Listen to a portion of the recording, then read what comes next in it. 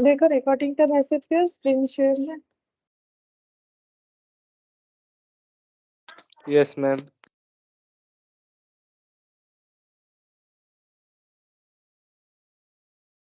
Time value of money में देखो हम लोग कंपाउंड इंटरेस्ट सीखे थे लास्ट दिन, ठीक है, जहाँ पर एग्जाम्पल 15 तक, यहाँ तक हो गया था एग्जाम्पल 15। अच्छा, ये यहाँ तक हम लोगों ने कंप्लीट कर लिया था, और मैंने बोला था 20 तक जो है कर सकते हो, सिमिलर टाइप ऑफ है प्रैक्टिस के लिए। 21 तक किया जा सकता था, ठीक है। हम लोग अभी स्टार्ट करते, चलो एग्जाम्पल 16 से।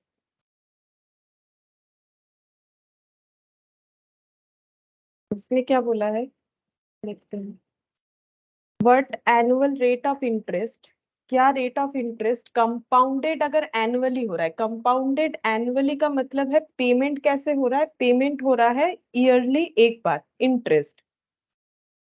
Doubles and investment in 7 years, बोल रहा है कि इन्वेस्टमेंट को डबल कर सकता है 7 years में, कितने रेट पे, अगर हम लोग पैसा जमा रखे, ठीक है। What annual rate of interest, कौन से इंटरेस्ट रेट पे एनुअली अगर एक ही बार इंटरेस्ट मिल रहा है तो इन्वेस्टमेंट डबल हो जाएगा, ठीक है।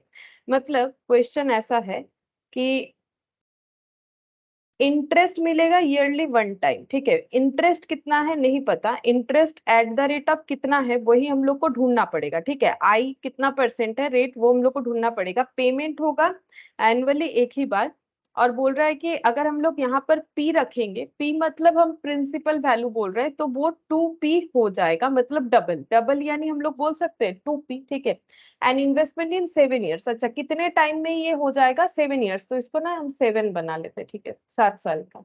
1 2 3 4 5 6 7, 7 years में ये अमाउंट डबल हो जाएगा, कितने रेट ऑफ इंटरेस्ट के लिए, अगर हम लोग इसे रखते हैं, ठीक है। तो कंपाउंडेड बोला है, क्वेश्चन में कैसे पता चलेगा कि सिंपल इंटरेस्ट का क्वेश्चन है कि कंपाउंड, जब कंपाउंडेड एनुअली बोल रहे हैं तो कंपाउंड इंटरेस्ट का क्वेश्चन है। अब कंपाउंड इंटरेस्ट का फॉर्मूला क्या होता था, A equal to P into 1 + i whole to the power n, ठीक है।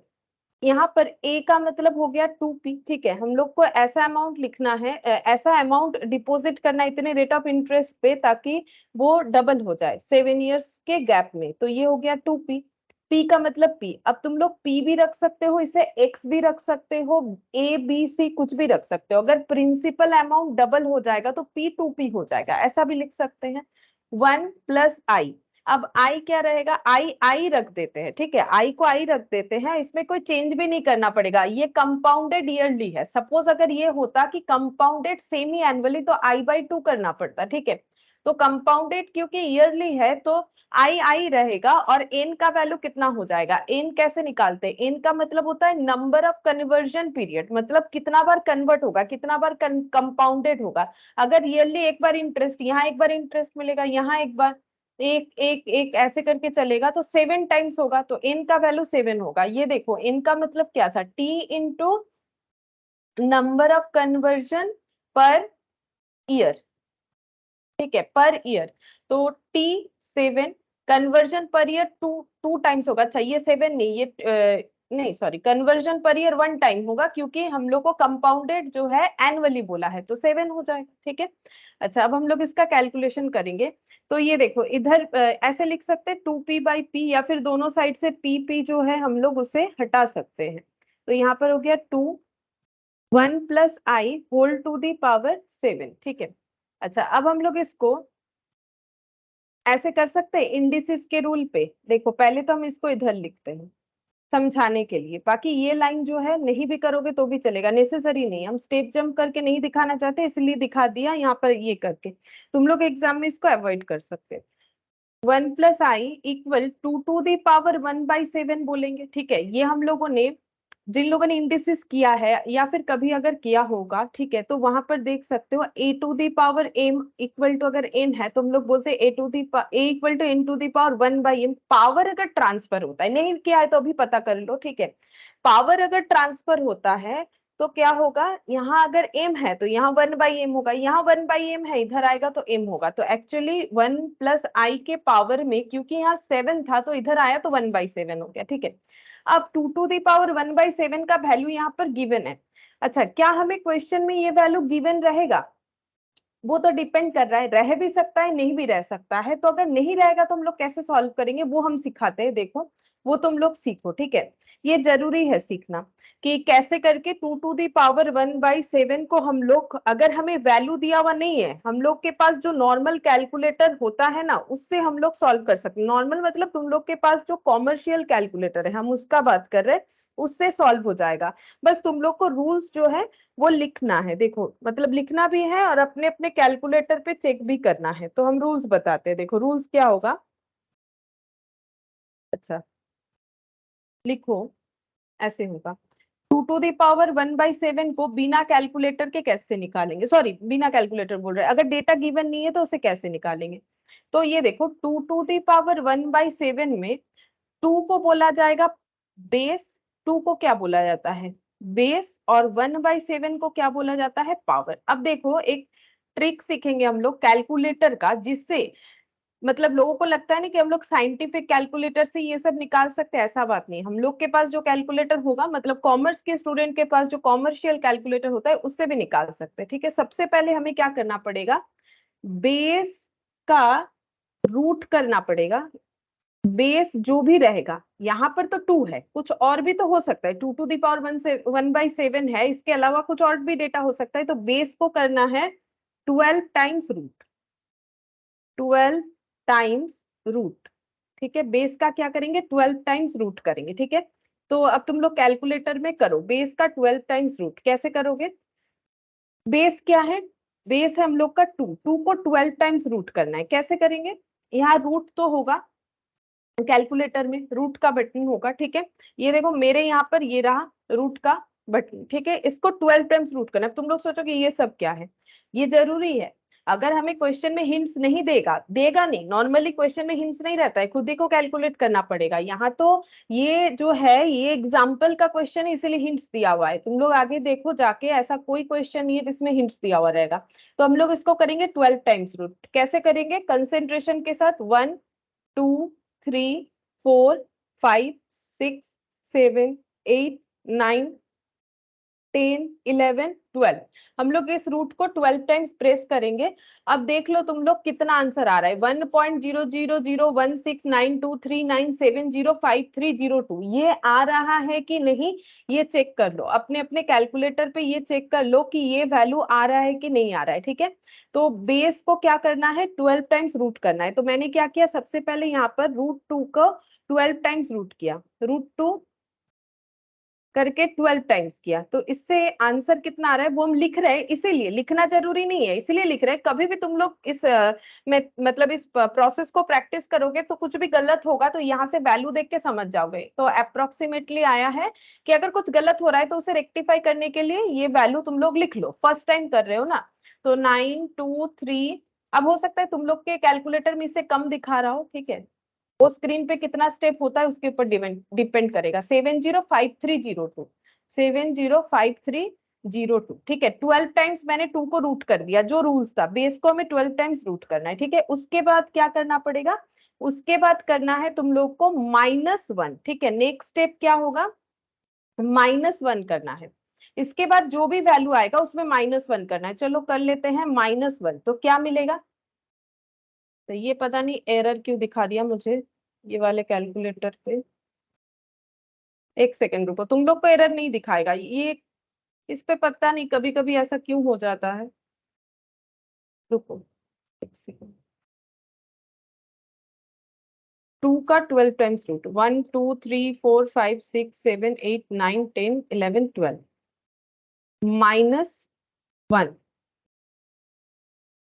पता नहीं ये क्यों ऐसा दिखाता है। देर इज नथिंग, ये -1 करने से ऐसा क्यों दिखा रहा है मुझे नहीं पता। चलो कोई बात नहीं, हम लोग ऐसे कर लेते हैं। तुम लोग को देखो कैलकुलेटर में तुम लोग अगर -1 करोगे, हम ये कहना चाह रहे हैं, तुम लोग अगर इसमें -1 करोगे तो तुम लोग का -1 करने के बाद आंसर आएगा, ये देखो 0.000 169239705302 ये आ जाएगा -1 करने के बाद, ठीक है। ये नेक्स्ट स्टेप हो गया, -1 करना है। फिर क्या करेंगे, डिवाइडेड बाई करना पड़ेगा। डिवाइडेड बाई हम लोग को करना पड़ेगा जो बेस होगा, ठीक है, सॉरी जो पावर होगा, डिवाइडेड बाई क्या करेंगे, पावर। तो ये जो वैल्यू आएगा इसको डिवाइडेड बाई पावर मतलब डिवाइडेड बाई 1/7 करना पड़ेगा, ठीक है। डिवाइडेड बाई 1/7 करना पड़ेगा, उसके बाद +1 करना पड़ेगा, उसके बाद का स्टेप हो जाएगा +1 करना, ठीक है। उसके बाद इनटू इक्वल टू करके 12 टाइम्स करना पड़ेगा, ठीक है। इनटू इक्वल टू करके हम लोग को 12 टाइम्स करना पड़ेगा, तभी आंसर आएगा। अब हम एक एक स्टेप फिर से करके दिखा रहे हैं, ठीक है। तो ये देखो स्टेप 1, ये 1 2 3 करके लिख देते हैं। स्टेप कैसा है, पहले ये, फिर सेकेंड स्टेप, फिर थर्ड स्टेप, फिर फोर्थ स्टेप, फिर ये फिफ्थ स्टेप, ठीक है। ऐसे करके फॉलो करना पड़ेगा। तो वैल्यू कितना आया, अब मेरा तो वहां पता नहीं क्यों एरर दिख रहा है। एरर नहीं दिखना चाहिए, कुछ तो रीजन है तो एरर दिख रहा है मुझे, इस कैलकुलेटर में नहीं पता चल रहा है। तो 0.000 हम यहाँ से देख के लिख रहे हैं जो वैल्यू होना चाहिए, 169239705 मैंने वैल्यू को लिख लिया, ठीक है। मेरा कैलकुलेटर पे नहीं आ रहा था, मैंने लिख लिया। तुम लोग -1 इजीली कर सकते हो।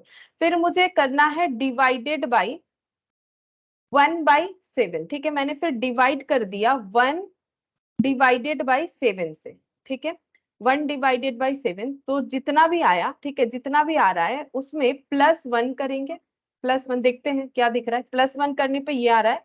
अब ये जो वैल्यू आया इसे मुझे करना है into equal to 12 times. Into, ये देखो कैसे करना है, इनटू इक्वल टू, एक बार, दो बार, 3 4 5 6 7 8 9 10 11 12, देखते हैं वैल्यू टैली हुआ कि नहीं।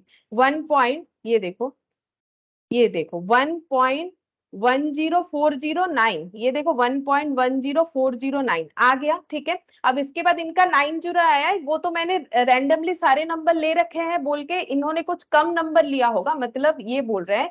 देखो यहाँ पर मैंने सारे वैल्यूज को लेके कैलकुलेट किया ना, तो लेकिन आंसर आ जाएगा, पूरा सिमिलर नहीं आ रहा है बिकॉज इन्होंने कुछ लिमिटेड नंबर के साथ जो है क्वेश्चन को सॉल्व किया होगा, उस वजह से बाकी हम लोग का आंसर जरूर मैच होगा। तो ये चीज को हम लोग बार बार प्रैक्टिस करेंगे, ठीक है। कभी भी हमें ऐसा डेटा दे दे कहीं पर भी, जैसे इसको क्या बोला जाता है पता है, ये तुम लोग को इंटर में भी चाहिए होगा, एफएम में, इसको बोला जाता है डर्टी पावर, ठीक है। डर्टी पावर मतलब जो डायरेक्टली कैलकुलेटर पे सॉल्व नहीं होगा, इस तरीके के पावर को बोला जाता है डर्टी पावर।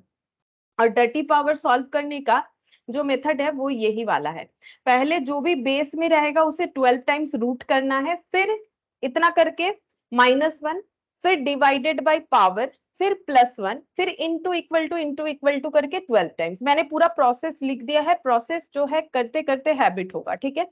तो ये हम लोग का कितना निकल के आया, ये देखो मेरे कैलकुलेटर में जो आया हम वही लिखते हैं, 1.10409, ठीक है। 1.1040997 मेरा इतना आया, तो हम उतना ही लिख रहे हैं।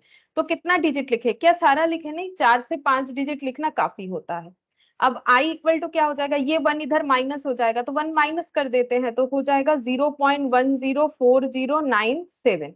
तो आई इक्वल टू कितना हो जाएगा, इंटू 100, क्योंकि आई हमेशा परसेंटेज में होता है, तो इंटू 100 यानी कि 10.40 ऐसे आएगा, 10.41% अप्रोक्स, क्योंकि 09 है तो अप्रोक्स 41 हो जाएगा। ये देखो 10.41% अप्रोक्स, ये है पर एनम, ठीक है। यहाँ पर क्वेश्चन तो ऐसा हम लोगों ने पहले दिन भी किया था, लेकिन मेन जो चीज हम लोगों ने सीखा डर्टी पावर को सॉल्व करना, ठीक है। डर्टी पावर को कैसे सॉल्व किया जाता है, तो कोई भी बेस है उसका 12 times root, -1 divided by power +1, ये कैलकुलेटर का ट्रिक है, ठीक है। इससे हम लोग इस तरीके के कोई भी पावर को सॉल्व कर सकते हैं। तो ये प्रैक्टिस के साथ जो है हो जाएगा, ठीक है। याद, सिर्फ प्रोसेस को याद रखना है, बाकी तो कैलकुलेटर अपने आप कैलकुलेट करेगा। फिर एग्जाम्पल 17,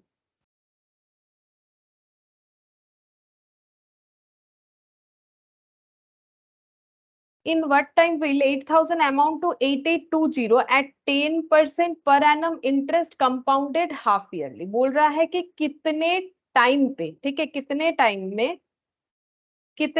में 8 8,000 अमाउंट टू 8820, 8,000 जो है वो 8820 हो जाएगा, ठीक है। मतलब ये प्रिंसिपल है, ये अमाउंट है, ये अमाउंट इतना कन्वर्ट हो जाएगा कितने टाइम में? अगर इंटरेस्ट मिल रहा है 10% per annum, interest compounded half yearly, ठीक है। इंटरेस्ट कैसे मिल रहा है? 10% पर एनम, मतलब yearly 10% per annum, but compounding कैसे होगा? कंपाउंडेड बोल दिया है हाफ ईयरली, हाफ ईयरली, ठीक है। कंपाउंडेड हाफ ईयरली का मतलब होगा कि कन्वर्जन ईयरली 2 टाइम्स होगा, ठीक है। कन्वर्जन एक साल में 2 बार होगा, इसका मतलब। अच्छा, अब हम लोग को कैलकुलेट करने बोला है कि कितने टाइम में ये चीज हो सकता है। टी मतलब बेसिकली एन निकालने के लिए बोला है, ठीक है। नहीं, एक्चुअली क्या है ना, हमें टी ही निकालने के लिए बोला है। टी का मतलब टाइम होता है, कितने टाइम में होगा, ठीक है। टी निकालने के लिए बोला है। तो ये कंपाउंडिंग इंटरेस्ट है, तो कंपाउंडिंग इंटरेस्ट का फॉर्मूला ऐसे होता है, A equal to P into 1+i whole to the power n, जहां पर ए वी नो, ठीक है, पी ये भी पता है, 1i। अब i का वैल्यू 10% लिख देंगे तो गलत हो जाएगा ना, 10% डिवाइडेड बाई 2 करना पड़ेगा 5%। क्यों? क्योंकि कंपाउंडिंग जो है हाफ ईयरली होगा, यानी ईयरली 2 टाइम्स मिलेगा, तो 5%, 5%, ठीक है। कंपाउंडेड हाफ ईयरली का मतलब ईयरली 2 टाइम्स मिलेगा, 5%, 5%, और पूरे साल में 10%। इसका मतलब होता है compounded half yearly 10% per annum. ये 10% पर एनम है, और ये होता है कंपाउंडेड हाफ ईयरली, तो आई का वैल्यू हो गया 5%, ठीक है। 5% कंपाउंडेड हाफ ईयरली। अब एन का मतलब क्या होता है? T into number of conversion per annum, per year या पर एनम। तो टी तो हम लोग को नहीं पता है, वही फाइंड आउट करना है। Number of conversion per year कितना है? 2 है, ठीक है। तो हम लोग एन का वैल्यू हम लोग का कितना निकल के आ रहा है? 2t। तो हम लोग इसको क्या कर रहे हैं, फिलहाल एन ही रखेंगे ताकि कैलकुलेट कर पाए। हाँ, लेकिन इतना जरूर निकाल लिया कि एन का मतलब है 2t, और एक्चुअली हम लोग को टी निकालना है, क्योंकि हम लोग को बोला है टाइम निकालने के लिए, कितने टाइम में ये ऐसा होगा। और एन का मतलब तो होता है कि उतने टाइम में कितना बार इंटरेस्ट मिल रहा है, नंबर ऑफ कन्वर्जन। अब हम लोग कैसे लिखेंगे? 8820 डिवाइडेड बाई से 8000 कर लो, ठीक है, ये इधर कर लेते हैं। 5% मतलब 5/100 प्लस 1 मतलब 1.05 whole to the power n। 8820 divided by 8000 देखते हैं कितना आता है, 1.1025 equal to 1.05 whole to the power n। अब हम लोग को निकालना है कि n का वैल्यू कितना है। अब ऐसे क्वेश्चन में हम लोग क्या करेंगे, देखो हम लोग ना एक जो है ट्रायल एरर करेंगे। ट्रायल एरर का मतलब, जैसे देखो यहाँ 1.05 है और ये इसके साथ इक्वल है, ठीक है। मतलब इसको कितने कुछ टाइम मल्टीप्लाई करने से जरूर ये आना चाहिए, तभी तो ये दोनों इक्वल हो रहा है। मेरा बात समझो कि जैसे मान लो यहाँ दिया हुआ है 8, यहाँ दिया हुआ है 2 टू दी पावर n। इसका मतलब क्या है? 2 को कुछ टाइम्स मल्टीप्लाई करने से 8 आएगा जरूर, ठीक है। 2 को कुछ टाइम मल्टीप्लाई करने से जरूर t आएगा। तो अगर हम लोग 2 को देखो ऐसे कैलकुलेटर पे चेक करते हैं, ऐसे लिखते हैं 2 इंटू इक्वल, 2 बार मैंने सिखाया था ना लास्ट दिन, क्या करना है तुम लोग को? ऐसा नहीं करना है 2 इंटू 2 ऐसे लिखना नहीं है बार बार। 2 इंटू इक्वल दबाओ, 4 हो गया, फिर इक्वल दबाओ 8 हो गया, मतलब 3 टाइम्स, यानी n का वैल्यू 3 हो गया। वैसे ही हम बोल रहे हैं कि 1.05 को कुछ एक टाइम मल्टीप्लाई करने से जरूर ये आएगा, वो कितना बार होगा वो हम लोग चेक करके देख सकते हैं। 1.05 इंटू करते हैं 2 टाइम्स, इंटू इक्वल करने का मतलब 2 बार मल्टीप्लाई हो गया, 3 times, 4 times, 5 times, 6 times, 7 time, 8 time, 9 time. अच्छा, ये ज्यादा हो गया शायद, मुझे लग रहा है 1.05 इंटू 2 टाइम्स। हाँ, 2 टाइम्स में ही तो आ गया, 1.1025 2 टाइम्स में आ गया। तो क्या 2 ईयर्स है? हाँ 2 है। ये देखो एक्चुअली 1.05 टू दी पावर 2 करने से 1.05 टू दी पावर n के साथ बराबर होगा, मतलब 1.05 को 2 टाइम्स मल्टीप्लाई करने से 1.1025 आता है। तो हम लोग इसके बदले ये लिख सकते हैं। अब इससे क्या होगा, कंपेयर कर लेंगे, ठीक है। इधर 1.05, इधर भी 1.05, तो हम लोग इसको बोल सकते हैं 2 equal to n, then power equal हो गया, जैसे कि 2 टू दी पावर 3 या फिर ऐसे। हाँ, 2 to the power 3 equal to 2 to the power n, तो 3 इक्वल टू n होता है, वैसे ही मैंने 2 इक्वल टू n कर लिया। तो इसका मतलब नंबर ऑफ कन्वर्जन 2 बार होगा। n का मतलब टाइम पीरियड नहीं है कि कितने टाइम पैसे को रखने से ये 8820 हो जाएगा। n का मतलब होता है नंबर ऑफ कन्वर्जन, ठीक है। तो नंबर ऑफ कन्वर्जन 2 हो गया, हम लोग को t निकालने के लिए बोला था। अब देखो अगर हाफ ईयरली है, कन्वर्जन 2 बार हो रहा है, तो 1 साल का इन्वेस्टमेंट होगा। और वैसे भी इसको अगर कैलकुलेट भी करोगे तो यहाँ पर 1 ही निकल के आएगा। टी का मतलब आंसर ऑलवेज इन ईयर होता है, तो 1 ईयर लगेगा इस अमाउंट को इस अमाउंट में ट्रांसफर होने में 10% per annum compound interest basis पे। ये देखो यहाँ पर टी का आंसर बाद में निकाला है 1 ईयर, क्योंकि हमें टी पूछा है। हम लोग अगर इस पे ऐसा आंसर रख के आ जाएंगे, इन द सेंस कि अगर हम लोग के पास ऑप्शन 2 भी है और इसको टिक करके आ जाओगे, गलत हो जाएगा। ये नंबर ऑफ कन्वर्जन है, हम लोग को पूछा था कितने टाइम में ये पैसा ऐसा हो सकता है, तो इसका मतलब टी निकालने के लिए बोला था, ठीक है।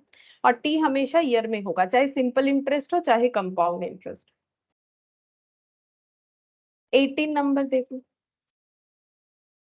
Find the rate percent per annum if 2 lakh amount to 2,31,525 in 1.5 year, interest being compounded half yearly। बोल रहा है find the rate percent per annum, yearly percentage rate बताओ जिसमें 2 लाख बिकम्स 2,31,525 इन 1.5 ईयर। इंटरेस्ट कैसे पे होगा, बीइंग कंपाउंडेड हाफ ईयरली, यानी 6 months के गैप में। अच्छा तो ये देखो 1.5 ईयर मतलब दिस इज 1 ईयर, ठीक है। और ऐसे कर लेते, ये 1 ईयर और ये हाफ ईयर। अगर कंपाउंडेड हाफ ईयरली है तो यहाँ से यहाँ 6 मंथ्स में एक बार पेमेंट मिलेगा, फिर 6 मंथ्स में, फिर 6 मंथ्स में, ठीक है। तो नंबर ऑफ कन्वर्जन कितना हो जाएगा, T into number of conversion per annum, ठीक है। तो एन का मतलब हम लोग निकाल लेते हैं, टी है 1.5 ईयर, 1.5 ईयर में, और क्योंकि कंपाउंडेड हाफ ईयरली है तो कन्वर्जन जो है 2 टाइम्स है हाफ ईयरली, 6 मंथ्स के गैप में, यानी पूरे ईयर में 2 टाइम्स जो है वो कन्वर्जन होगा। तो 2 1 जा 2 और 1 3/2 इंटू 2, तो नंबर ऑफ कन्वर्जन 3 टाइम्स हो गया। वैसे ड्रॉ से भी दिख रहा है, देखो ड्रॉ से भी दिख रहा है 1 2 3 3 टाइम्स, ठीक है। अच्छा अब कितना अमाउंट डिपॉजिट हो रहा है, 2 लाख। ये पी, ये बनेगा कितना, 2,31,525, ठीक है। ये अमाउंट इतना बन जाएगा। अच्छा अब हम लोग को पूछ क्या रहा है, आई बता दो कितने रेट में कन्वर्जन हो रहा है, ठीक है। तो हम लोग फॉर्मूला लगाएंगे अपना कंपाउंड इंटरेस्ट का, A equal to P into 1+i whole to the power n। तो ए का वैल्यू कितना है, ए का वैल्यू है 2,31,525, 2,31,525। पी का वैल्यू है 2 लाख। 1+i नहीं पता, वही ढूंढना है। एन कन्वर्जन हम लोगों ने कैलकुलेट कर रखा है, कन्वर्जन 3 आया है, ठीक है। अब इसमें इसको डिवाइड करेंगे, 2,31,525 से 2 लाख को डिवाइड करना है, equal to 1+i whole to the power 3। Divide करने पे कितना आता है चेक करते हैं, 2,31,525 डिवाइडेड बाई 2 लाख, 1.157625 जितना आया मैंने पूरा ही लिख दिया, 1+i whole to the power 3, ठीक है। 1+i whole to the power 3 कर दिया मैंने। अच्छा अब देखते हैं यहाँ पर, हाँ अब देखो यहाँ पर भी ना हम लोग को क्या करना पड़ेगा, हम लोग के पास कुछ ना कुछ ऑप्शन रहेगा आई का, ठीक है। अब यहाँ देखो 1.157625, यहाँ ना हम एक बार आंसर देख के बता रहे हैं, क्योंकि देखो हम लोग को पता तो नहीं है ना इसमें से कैसे निकालोगे। देखो इसका क्या है, थोड़ा सा हिंट्स तो होना ही चाहिए, सोच के देखो ये कितना मल्टीप्लाई करने से ये आ रहा है, वो हमारे लिए समझ पाना थोड़ा सा मुश्किल है। एक्चुअली क्या है, इसके बाद ही ये क्वेश्चन दिया, एक्चुअली 1.05 से ये हो रहा है। मतलब अगर ऑप्शन हमें दे देना आई का वैल्यू, तो हम लोग ऑप्शन लिख के चेक कर लेंगे कि कौन से ऑप्शन, आई के कौन से ऑप्शन से ये जो है आंसर आएगा। मतलब वहां पर ए बी सी डी करके ऑप्शन रहेगा ना, जैसे हम लोग का आई का आंसर निकल के आ रहा है 5%, तो हम लोग उससे चेक कर सकते हैं कि कौन सा से आंसर आएगा। लेकिन अभी तो ऐसा हमारे पास कुछ अवेलेबिलिटी नहीं है, तो हम लोग सीधा क्या करेंगे, हम एक बार यहाँ से ही बता रहे, देखो एक्चुअली 1.05 जो है ना, उसको अगर 3 देखते हैं कितना टाइम मल्टीप्लाई करने से ये वैल्यू आएगा, 2 थ्री टाइम्स मल्टीप्लाई करने से ये आ जाएगा। ये एक्चुअली इसके बाद का ही एग्जाम्पल है, तो इन्होंने वो थॉरोली वो दे दिया है, ठीक है। तो 1.05 टू दी पावर 3 करने से ये आ जाएगा, और ये इधर लिखा हुआ, ये मैंने कैसे लिखा, ये हम लोग वैसे डायरेक्ट नहीं लिख सकते, हम लोग को क्या पता कि किसका मल्टीप्लीकेशन करने से इतना होगा। ये तो मैंने आंसर देख के बताया, क्योंकि एक्चुअली रैंडमली 2 क्वेश्चन लगातार है जहां पर ये वाला वैल्यूज के हिसाब से इस क्वेश्चन को भी कर दिया गया है। तो एग्जाम में रहेगा तो क्या करेंगे, एग्जाम में आई के लिए कुछ ना कुछ ऑप्शन तो रहेगा ABCD करके, तो उस ऑप्शन से ट्राई करके देखेंगे किस में मैचअप हो रहा है। तो दोनों साइड से पावर को हटा देने से आंसर आएगा 1.05 इक्वल 1 प्लस आई।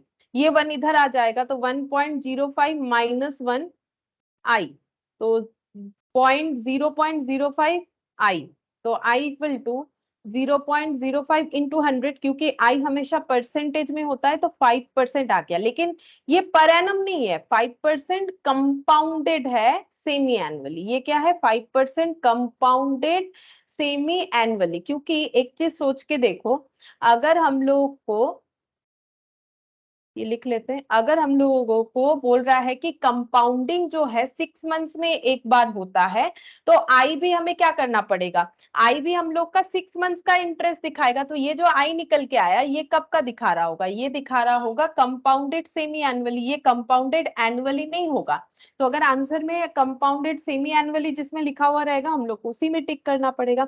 अच्छा, अब हमें पूछा क्या था, ये तो कंपाउंडेड सेमी एनुअली निकल गया। यहाँ पर पूछा था कि find the rate percent per annum, लेकिन हम लोग का क्या निकल के आया, कंपाउंडेड। हम लोगों ने सेमी एनुअली निकाला, मतलब 6 मंथ्स में इंटरेस्ट क्या है। लेकिन क्वेश्चन पूछा है कि ईयरली इंटरेस्ट क्या है। ये देखो क्वेश्चन पूछा है कि rate of percent per annum, तो यहाँ पर लिखेंगे rate of percent per annum. अगर 6 मंथ्स में 5% मिल रहा है, तो पूरे ईयर में कितना परसेंट मिलेगा, इंटू 2, यानी कि 10%, ठीक है। ईयरली 10% मिलेगा। तो देखो कंसेप्ट कितना क्लियर होना चाहिए, तब हम लोग समझ पाएंगे कि हम लोग का आंसर क्या आ रहा है। यहाँ पर अमाउंट जो बना है क्वेश्चन में दिया है वो लिखा, जो अमाउंट इन्वेस्टेड हुआ वो लिखा हम लोगों ने। ये 3 हम लोगों ने किस बेसिस पे लिखा, कंपाउंडेड सेमी एनुअली। तो आई भी हमें यही बता रहा होगा कि कंपाउंडेड सेमी एनुअली परसेंटेज, ठीक है। अब इसके हिसाब से हम लोग का जो आंसर निकल के आया, अगर हमें परसेंटेज पर एनम पूछ रहा है तो इंटू 2 करेंगे, मतलब ईयरली 10% और 6 मंथ्स के गैप में 5% करके पेमेंट होगा, मतलब हुआ है, तभी जाके 2 लाख जो है 2,35,525 में कन्वर्ट। 19 देखते हैं।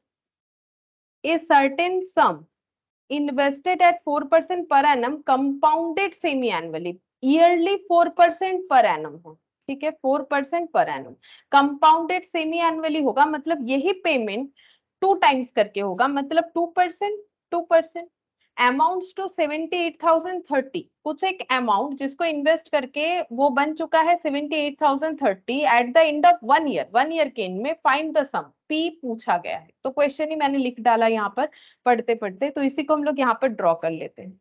देखो क्या बोला है, क्वेश्चन 19,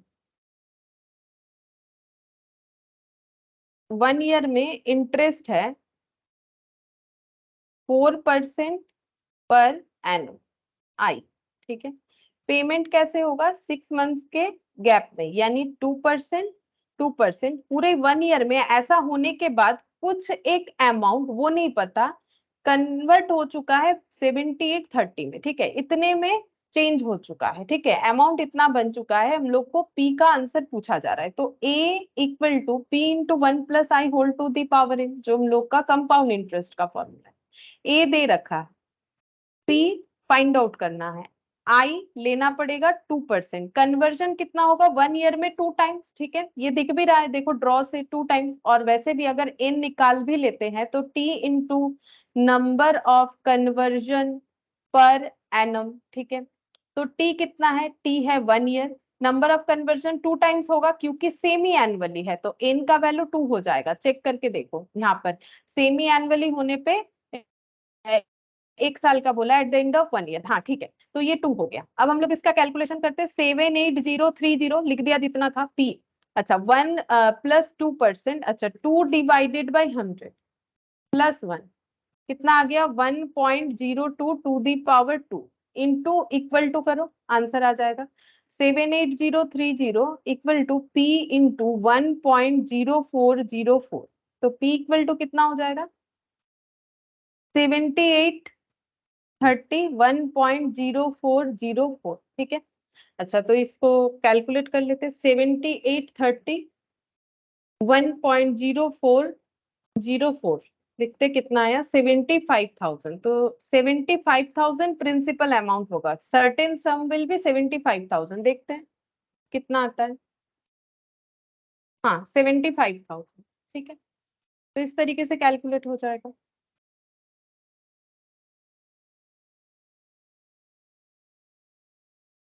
क्वेश्चन नंबर 20। अच्छा हाँ, यहाँ भी एक कैलकुलेटर का ट्रिक समझाते हैं तुम लोग को, देखो इसको भी यूज करना चाहिए।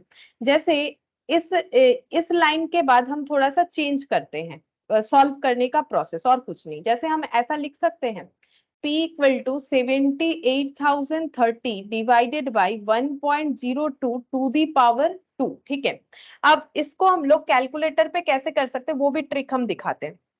एक्चुअली इसको हम लोग ऐसे लिख सकते हैं 1.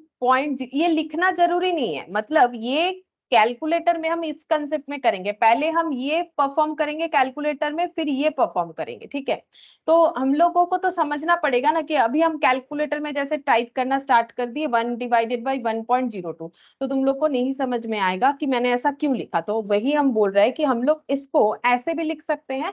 तो सबसे पहले हम लोग क्या करेंगे, ये देखो कैलकुलेटर में ऐसे डिवाइड करके हम दिखाते हैं। देखो एक तो हम लोग ऐसे कर सकते हैं 1 डिवाइडेड बाई 1.02 जितना आया, ठीक है, जितना आया, फिर डिवाइडेड बाई 1.02। ठीक है, कितना आ गया 0.96 इंटू, हम पहले दिखा देते हैं कि ऐसे करने से आंसर आ जाएगा, इंटू 78030। तो ये देखो 75,000 आ गया। तो मैंने क्या किया, लेकिन ऐसा नहीं करेंगे, हम ट्रिक बताएंगे। मैंने क्या किया, मैंने सिंपल ऐसे लिखा 1 डिवाइडेड बाई 1.02 जितना आया, फिर डिवाइडेड बाई 1.02। बट ऐसा नहीं करना है, हम लोग क्या करेंगे, कैलकुलेटर लो 1.02, ठीक है, डिवाइड डिवाइड दो बार हम लिखवा देते हैं, डिवाइड डिवाइड दो बार, इक्वल लगाने से किसी के कैलकुलेटर पे 1 आएगा, किसी के कैलकुलेटर पे डिजिट्स दिखना स्टार्ट हो जाएगा। जैसे यहाँ पर 1 दिख रहा है, अगर तुम लोग के कैलकुलेटर में भी मेरे यहाँ के जैसा 1 दिख रहा है, ठीक है, फिर इक्वल ट्राई करो। तो देखो यहाँ पर कितना आ जाएगा, इक्वल करने से ये वाला वैल्यू आ रहा है।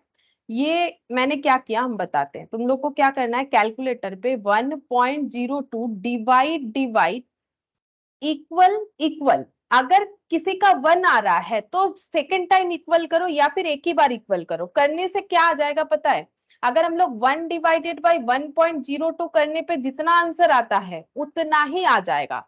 अगर देखो यहाँ पर हम और एक बार यहाँ कैलकुलेटर ओपन करके तुम लोग को दिखाते हैं कि सच में ही ऐसा होता है। ये देखो 1 डिवाइडेड बाई 1.02, ये देखो कितना आ गया, और ये देखो यहाँ पर कितना है। सिमिलरिटीज देखो, मैंने यहाँ पर कैसे दिखाया तुम लोगों को जी, यहाँ पर मैंने सिंपल ऐसे दिखाया, ये देखो 1 डिवाइडेड बाई 1.02 मैंने किया तो ये आ गया, और यहाँ मैंने क्या प्रोसेस लिया 1 डिवाइड, ऐसे नहीं, यहाँ पर मैंने किया 1.02 डिवाइड डिवाइड इक्वल इक्वल, तो सेम आंसर आ गया। ये देखो सेम आंसर आ गया दोनों में। ठीक है, ये इसको हम बढ़ा देते हैं, ये रहा, देखो क्लियरली दिख रहा है।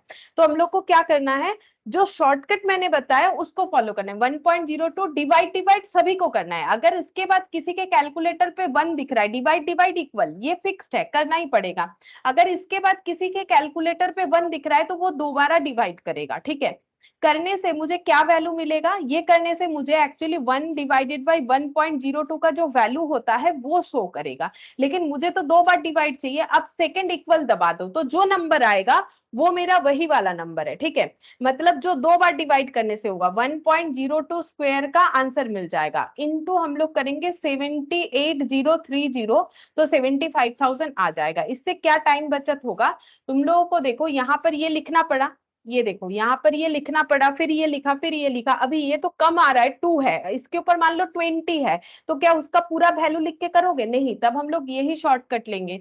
क्या करेंगे 1.02 डिवाइड डिवाइड का मतलब ये होता है कि कैलकुलेटर को बोल रहे हैं कि डिवाइड फंक्शन करना है हमें, ठीक है। इसके लिए पहला डिवाइड, सेकंड डिवाइड मतलब अब डिवाइड करो, पहले कैलकुलेटर के दिमाग में देना है कि डिवाइड करना चाहते हैं, ठीक है। 1.02 को डिवाइड करना चाहते हैं, फिर जब दोबारा डिवाइड दिए तो डिवाइड का फंक्शन एक्टिव हो जाता है, फिर इक्वल, ऐसे करना है।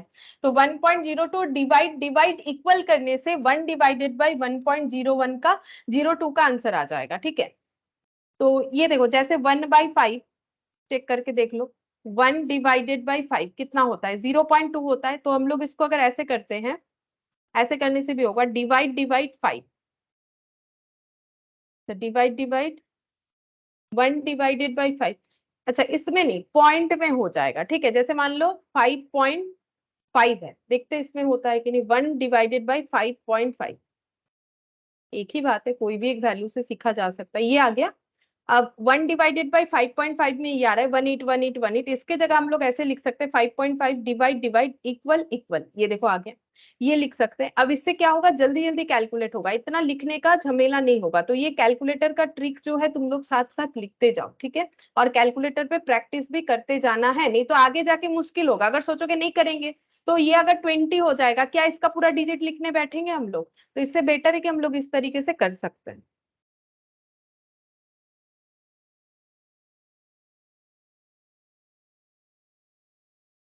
Good evening Harshad.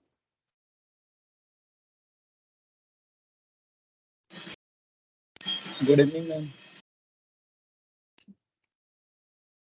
ठीक है, चलो अब ये ट्रिक तो मैंने बोला, अब हम लोग 20 नंबर क्वेश्चन देखते हैं। देखो इसमें क्या बोल रहा है, 16,000 invested at 10% per annum compounded semi-annually amounts to 18,522. Find the time period of investment. तो क्या बोला है, देखो 16,000 अगर इन्वेस्ट कर रहे हैं 10% पर एनम कंपाउंडेड सेमी एनुअली, मतलब ईयरली 10% मिलेगा। कंपाउंडेड सेमी एनुअली का मतलब है कि वो ईयरली 2 टाइम्स पे होगा, ठीक है। मतलब 6 मंथ्स के गैप में, 6 मंथ्स के गैप में, पूरे ईयर में 10% पर एनम, यानी कि 5% करके मिलेगा, ठीक है। और अमाउंट इतना बन जाएगा, कितना अमाउंट इन्वेस्ट हो रहा है 16,000, और ये बन रहा है 18,522। अच्छा, तो पूछा क्या है, कितने टाइम में ये हो सकता है, ठीक है। Find the time period of investment. Time period मतलब नॉर्मली टी पूछ रहा है कि कितने टाइम में ये हो जाएगा, और टी का मतलब होता है टाइम इन ईयर, ठीक है। टाइम इन ईयर होता है। तो यहाँ पर लेकिन एन नहीं पूछ रहा है, ठीक है। एन का मतलब होता है जैसे देखो कि ये मुझे पता नहीं कितने साल में होगा, वो तो कैलकुलेट करने से पता होगा। अगर मान लो ये 1 ईयर में होता है, तो in that case 1 year T का मतलब 1 हो जाएगा, लेकिन एन का मतलब 2 हो जाएगा, क्योंकि नंबर ऑफ कन्वर्जन 2 टाइम्स है, ठीक है। तो अब हम लोग इसको कैलकुलेट करके देखते हैं। देखो ये वाला है, यहाँ ड्रॉ कर लेते जो मैंने यहाँ समझाया। 16,000 18,522 हो जाएगा, ठीक है।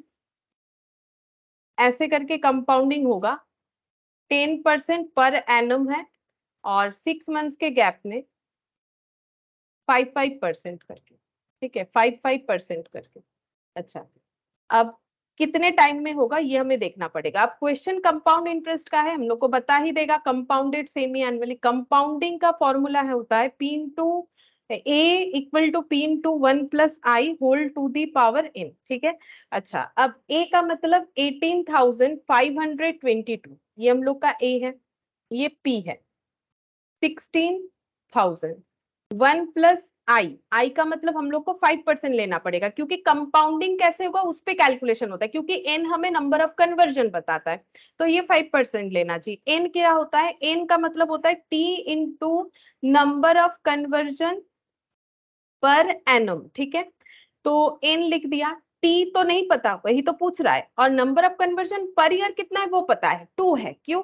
क्योंकि सेमी एनुअली कन्वर्जन हो रहा है, तो number of conversion per year 2 हो गया, तो n का वैल्यू आ जाएगा 2t। लेकिन हम लोग यहाँ पर a नहीं लिखेंगे, क्योंकि हम लोग यहाँ पर तो 2t नहीं लिखते, n का वैल्यू है, ठीक है, लेकिन n लिख के ही कैलकुलेट करेंगे। तो देखो किस तरीके से इसमें कैलकुलेशन हम लोग का कंप्लीट होगा। 18,522 ये इधर आ जाएगा डिवाइड होके 1 + 5%, मतलब 5 divided by 100, 1.05 whole to the power n 18522 divided by 16,000, तो ये आ रहा है 1.157625 1.05 whole to the power n। ठीक है, अब देखो जैसे मैंने थोड़ी देर पहले भी ऐसा एक क्वेश्चन आया, तो देखो यहाँ पर 1.05 whole to the power n है, यहाँ पर ये है। जैसे मान लो ऐसा है कि 8 इक्वल टू यहाँ पर 2 टू दी पावर n है, तो इसका मतलब ये दोनों वैल्यू इक्वल है, मतलब 2 को कुछ एक टाइम्स मल्टीप्लाई करने से 8 आ जाएगा, तभी तो ये दोनों इक्वल हो सकता है। तो वो कितने टाइम्स है, हम लोग 2 को मल्टीप्लाई करेंगे तो पता चल जाएगा। सिमिलरली 1.05 को कुछ एक टाइम मल्टीप्लाई करने से जरूर ये वैल्यू आ ही जाएगा, तभी तो इक्वल बता रहा है। तो वो उसके लिए कैलकुलेटर से चेक करेंगे। 1.05 इंटू, अब जैसे मैंने सिखाया भी था लास्ट क्लास में, हम लोग को इंटू करके फिर से 1.05 नहीं लिखना है, इंटू इक्वल करना है, तो वो 2 टाइम्स मल्टीप्लाई हो जाता है। तो 2 टाइम्स में तो ऐसा वैल्यू नहीं हुआ, फिर इक्वल किया, हाँ 3 टाइम्स में हो गया। ये देखो 1.05 को अगर हम लोग 3 टाइम्स मल्टीप्लाई करते हैं तो वो हम लोग का ये वैल्यू जनरेट करता है। ठीक है, कैसे कैलकुलेट करना है, 1.05 इंटू इक्वल करने से 2 बार मल्टीप्लाई हो जाएगा। कैलकुलेटर में ऐसा ही सिस्टम रहता है, तो हमें दोबारा लिखने का कोई जरूरत नहीं होता है, इक्वल कर दो, 3 टाइम्स हो गया। ठीक है, अब 1.05 1.05 दोनों साइड इक्वल है, तो हम लोग इससे ये बोल सकते हैं कि 3 इक्वल टू n। अगर इस पे पावर 3 लगाने से जो वैल्यू आएगा वो अगर इसके साथ इक्वल है, तो इसका मतलब n इक्वल 3 हो गया। ठीक है, ये कंपेयर करके हम लोग बोल सकते हैं कि n इक्वल 3 हो गया, तो n का वैल्यू 3 आ गया, मतलब 3 टाइम्स कन्वर्जन होगा, 3 टाइम्स कन्वर्जन होगा, मतलब और एक बार कन्वर्जन होगा। तो ये कैलकुलेट, देखो ये ड्रॉ से ही हम बता सकते हैं कि हम लोग का टी कितना साल होगा, 1 साल और आधा साल, 1 ईयर एंड हाफ ईयर। कैसे, क्योंकि अगर कंपाउंडेड सेमी एनुअली है और अगर कन्वर्जन 3 टाइम्स हो रहा है, तो ऑब्वियसली वो हम लोग का 1.5 ईयर होगा। ये देखो 1 ईयर हाफ ईयर है ना। फिर भी हम यहाँ पर पुट करके दिखाते कैसे आंसर निकल जाएगा। एन का वैल्यू 3 आ गया, मैंने यहाँ 3 लिख दिया, 3 equal to 2t, therefore 2t equal to 3, t equal to 3/2, तो ये हो जाएगा 1 and 1/2 ईयर्स, यानी कि 1.5 ईयर्स। तो ये तो देखो मैथमेटिक्स हो गया, तुम लोग ऐसे करके कैलकुलेट कर ही सकते हो डेटा को पुट करके। अदरवाइज यहाँ से हम लोग कंसेप्ट के साथ बोल सकते हैं कि अगर कन्वर्जन 3 टाइम्स है, पेमेंट का प्रोसेस सेमी एनुअली है, तो इसका मतलब 1.5 ईयर ही ना होगा, तभी तो 3 बार कन्वर्जन है। तो 20 का आंसर देखते हैं, यहाँ पर n इक्वल टू 3 हो जाएगा, और यहाँ पर इन्वेस्टमेंट टाइम पीरियड 1.5 ईयर। ठीक है, इस तरीके से कैलकुलेट होगा। अच्छा, इसके बाद question number 21। A person opened an account on April 2011 with a deposit of 800। ठीक है, एक पर्सन ने अकाउंट ओपन किया है अप्रैल 2011 को। अप्रैल 2011 डेट तो कुछ नहीं बोला है, तो 1 अप्रैल मान के चल सकते, देखते हैं आगे कुछ डेट मिल जाता है, तो सिर्फ अप्रैल बोल रखा है। और डिपॉजिट क्या है 800। The account paid 6% interest compounded quarterly. अब ये जहां इन्होंने अकाउंट ओपन किया है, वहां पर पेमेंट कैसे होता है, वहां पर पेमेंट होता है क्वार्टरली, पेमेंट होता है। क्वार्टरली का मतलब क्या हो जाएगा, 3 मंथ्स में एक बार, 3 मंथ्स में एक बार। क्वार्टर मैंने समझाया था लास्ट दिन, ठीक है, 3 मंथ्स में एक बार, तभी तो 12 मंथ्स में। ये देखो क्वार्टर का मतलब होता है किसी भी चीज को 4 पार्ट्स में डिवाइड करना, यानी 3 मंथ्स के गैप में इंटरेस्ट मिलता है, वो भी कितना करके 6% कंपाउंडेड क्वार्टरली ही बता दिया है।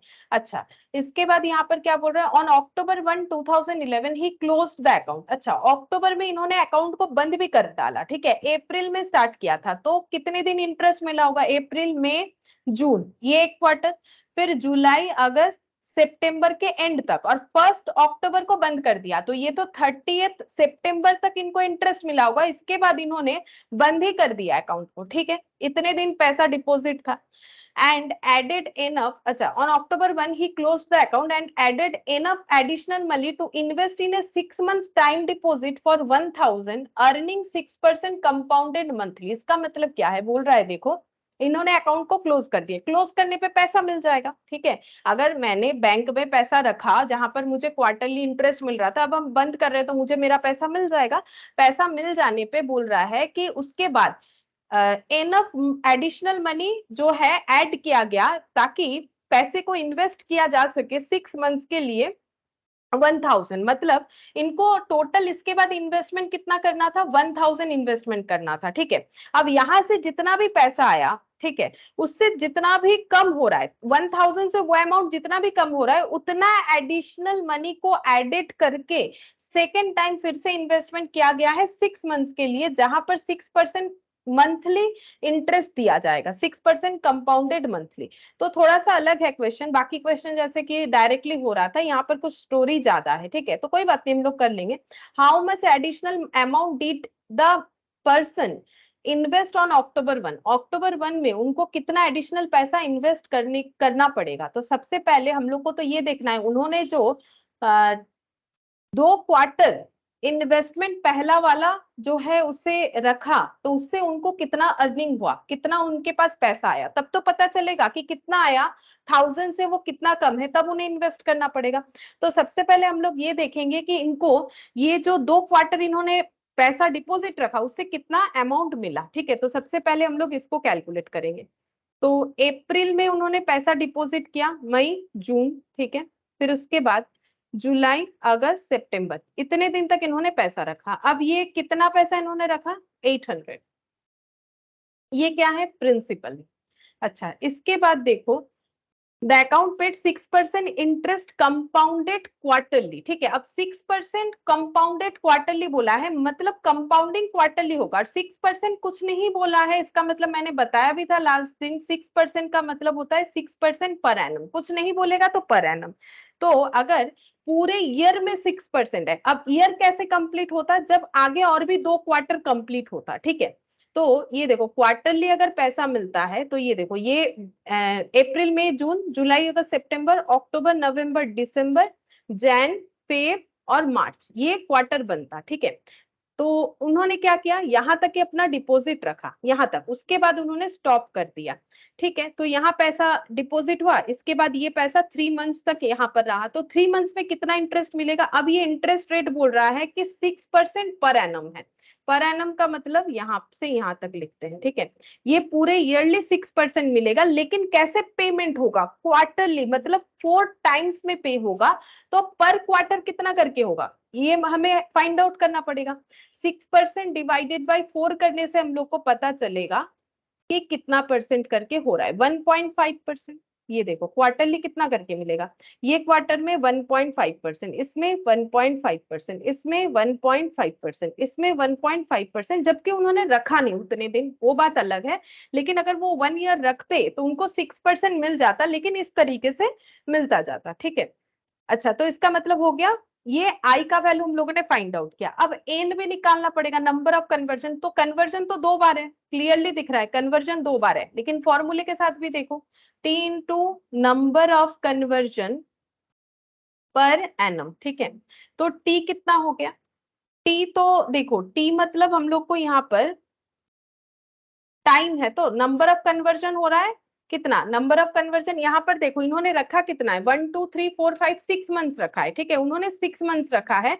और number of conversion per annum कितना था, number of conversion per annum था 1 2 3 4, ठीक है, 4 टाइम्स कन्वर्जन था पर एनम, ठीक है, number of conversion per annum था 4 टाइम्स, ठीक है।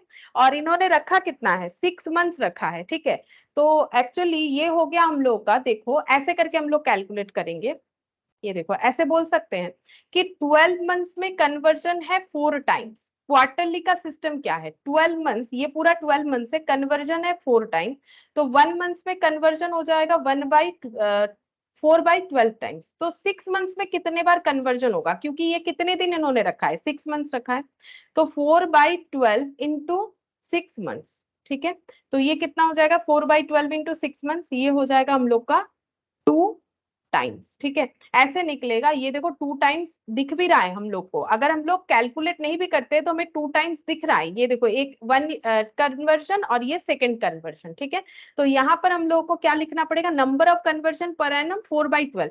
ये अगर हम ऐसे डायरेक्ट लिखेंगे तो शायद तुम लोग को नहीं समझ में आए, इसलिए मैंने यूनिटरी मेथड से भी दिखाया। मैंने क्या बोला, 12 मंथ्स में कन्वर्जन 4 टाइम्स, देन 6 मंथ्स में कितना बार होगा, 4/12, ठीक है। Number of conversion per annum 4/12, ठीक है। और ये हो जाएगा 6 मंथ्स का कन्वर्जन कितना हो जाएगा, तो 2 टाइम्स। और वैसे भी ड्रॉ अगर कर लेते हैं तो दिख ही रहा है साफ साफ 2 टाइम्स का जो है कन्वर्जन है, तो n का वैल्यू 2 हो गया। अब हम लोग कैलकुलेट कर पाएंगे यहाँ पर a, ठीक है। तो ये देखो a फॉर्मूला ऐसा होता है, a equal to p into 1 plus I whole to the power n, ठीक है। तो a हम लोग को फाइंड आउट करना है, यहाँ पर कितना अमाउंट हो वही तो पता करना है ना। फिर से एक बार क्वेश्चन देखो, स्टोरी बड़ा था। A person open an account on April 2011 with a deposit of 800, the account paid 6% interest compounded quarterly. तो उसके बाद उन्होंने वो अकाउंट बंद कर दिया, तो कितना पैसा मिलेगा, ठीक है, वो चेक करते हैं। तो ए फाइंड आउट कर रहे हैं, ठीक है, कितना पैसा मिलेगा अकाउंट बंद करने पे। तो ए फाइंड आउट करेंगे, p 800 पता है हम लोग को, ठीक है। 1 प्लस आई कितना है 1.5%, 1.5%। n कितना है, n है 2 टाइम्स। ये देखो कैलकुलेट करके देखा हम लोगों ने, n का वैल्यू हो गया 2 टाइम्स। अब कैलकुलेट करते हैं पूरा, यहाँ पर 800 इंटू देखो 1.5%, मतलब 1.5 डिवाइडेड बाई 100, जितना भी आया प्लस 1.015 टू दी पावर 2, मतलब इनटू इक्वल टू करने से टू दी पावर 2 इंटू 800, तो 824.18 ये अमाउंट इनके पास आ गया, ठीक है। ये हम लोगों ने कैलकुलेट कर लिया। स्टोरी में देखो कि यहाँ पर कितना अमाउंट हुआ, 800 कितना अमाउंट आ गया 24.18, ये पैसा मिल गया। अब इसके बाद क्या बोल रहा है, इसके बाद बोल रहा है on October 1, 2011 he closed the account. अब इन्होंने इस अकाउंट को ही क्लोज कर डाला, ये स्कीम में आगे इनको जाना नहीं है, ठीक है। added enough additional money to invest in a 6 months time deposit for 1000। अब इन्होंने सोचा कि 1000 रुपीस का इनको इन्वेस्टमेंट करना है, ठीक है, वो भी कितने टाइम के लिए, 6 मंथ्स के लिए, ठीक है। जहां पर इंटरेस्ट मिलेगा 6% कंपाउंडेड मंथली, ठीक है। जहां पर इंटरेस्ट कैसे मिल रहा है, 6% कंपाउंडेड मंथली, कंपाउंडिंग होगा मंथली। अब सिर्फ 6% का मतलब क्या होता है, 6% पर एनम, हमें बोले या ना बोले, मैंने पहले भी बोला है कि पर एनम बोल दिया बहुत अच्छा बात है, नहीं बोला तो भी पर एनम है, कंपाउंडेड मंथली बोला है, ठीक है। यानी 6 मंथ्स में कितना बार मिलेगा, 1 month, 2 month, 3 month, 4 month, 5 month, 6 month, 6 times मिलेगा, 1 2 3 4 5 6, ठीक है। अब कितना करके मिलेगा, 6% डिवाइडेड बाय कितना करेंगे, 12 मंथ्स, तभी ना पता चलेगा कि पर मंथ कितना मिलेगा। तो ये देखो 6 डिवाइडेड बाय 12, तो पर मंथ 0.5% करके इंटरेस्ट मिलेगा, ठीक है। 0.5%, 0.5%, 0.5%, 0.5%, 0.5%, 0.5%, इस तरीके से इंटरेस्ट मिलेगा 6 मंथ्स के लिए, ठीक है। 6% कंपाउंडेड मंथली का मतलब ये हो गया। अब ये एडिशनल पैसे, मतलब इनको 1000 जो है इन्वेस्ट करना है, तो इनको कितना पैसा और चाहिए होगा, तो इनके पहले डिपॉजिट से इनको 8240 रुपीज मिला है, तो इनको एडिशनल कितना पैसा और भी चाहिए होगा 1000 डिपॉजिट करने के लिए। तो यहाँ पर लिखते हैं एडिशनल मनी रिक्वायर्ड 1000 माइनस, हम जस्ट एक बार देख लेते हैं कि इन्होंने पॉइंट लेके क्वेश्चन किया है या फिर 824, ताकि आंसर जो है मैच हो। बाकी एग्जाम में तुम लोग जो है पॉइंट अवॉइड करके भी पॉइंट लिया है, 0.18 पूरा लेके ही किया है, ठीक है। तो यहाँ एक्चुअली 0.18 पूरा ही आ रहा था, शायद 1.015 हम देख लेते हैं क्या ये राउंड में नहीं आ रहा था। अच्छा ये पूरा ही वैल्यू आ रहा है, 0.18 के बाद कुछ है नहीं, तो हम लोग पूरा ही वैल्यू ले लेंगे, ठीक है। अगर बहुत सारा डिजिट होता है ना, जैसे 18 उसके बाद भी, तो फिर सोचना पड़ता है। जब 2 ही डिजिट है तो हम लोग आराम से ले सकते हैं। -1000, तो इनको एडिशनल 170 5.82 रुपीज का रिक्वायरमेंट होगा 1000 को फर्दर इन्वेस्ट करने के लिए 6 मंथ्स के लिए कंपाउंडेड मंथली बेसिस पे, ठीक है। तो ये देखो 175.8 रुपीज का इनका रिक्वायरमेंट होगा। अच्छा, अब हम लोग यहाँ पर हमें क्या पूछा है, second, what was the maturity value of his time deposit on April 1, 2012, ठीक है। April 1, 2012 में उनका जो है मैच्योरिटी वैल्यू कितना होगा।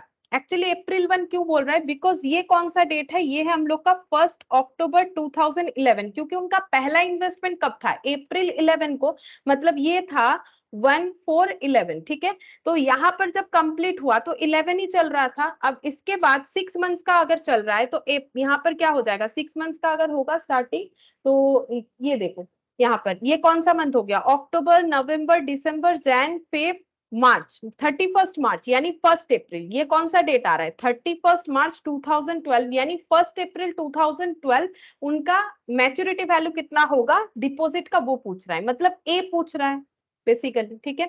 तो ए निकालते हैं, P into 1+I whole to the power n। P का मतलब 1000, I का मतलब ये देखो 0.5%, ठीक है, मंथली। n का निकालना पड़ेगा, n नहीं निकाला हम लोगों ने, तो n 1 2 3 4 5 6 दिख रहा है, ड्रॉ से दिख रहा है, लेकिन मैथमेटिकली कैसे कैलकुलेट करोगे, जैसे I किया तो n ऐसे कैलकुलेट करेंगे, T into number of conversion per annum, हम दोनों तरीके से ही दिखा देते, तुम लोग को जैसा ठीक लगे वैसा कर सकते हो, ठीक है। तो टी टाइम नॉर्मली यहाँ पर ईयर में बताया जाता है, number of conversion per annum कितना है, पूरे ईयर में 12 टाइम्स का कन्वर्जन होगा, ठीक है, क्योंकि अगर मंथली है तो कन्वर्जन पर एनम 12 टाइम्स होगा, और टी कितना है, 6 मंथ्स है, टी है हम लोग का 6 मंथ्स, ठीक है। अच्छा, अब ये टी क्या होता है, ईयर में लिखना पड़ता है, 6 मंथ्स का मतलब 6/12 ईयर, ठीक है, 6 मंथ्स का मतलब 6/12 ईयर होता है, यानी 6 टाइम्स हो जाएगा, ठीक है। ये देखो मेरा बात समझो, यहाँ पर मैंने क्या किया, टी को हमेशा ईयर में लिखा जाता है, तो 6 मंथ्स मतलब 6/12 ईयर्स, या फिर यूनिटरी से ऐसे देखो कि अगर हम लोग का 12 मंथ्स में 12 टाइम कन्वर्जन होगा, क्यों, क्योंकि मंथली है, तो 1 मंथ में 1 टाइम कन्वर्जन होगा, 6 मंथ्स में 6 टाइम कन्वर्जन होगा, ठीक है। जैसा समझना चाहे हर तरीके से समझा जा सकता है, ठीक है। और टी, क्योंकि देखो फॉर्मूले के हिसाब से टी हमेशा ईयर में लिखा जाता है, तो 6 मंथ्स को 6/12 लिखेंगे तो ये 6 टाइम्स आ गया, ड्रॉ से देखो 6 टाइम्स दिख रहा है, ऐसे देखो 6 टाइम्स दिख रहा है, तो मैंने 3 तरीके से बता दिया, ठीक है।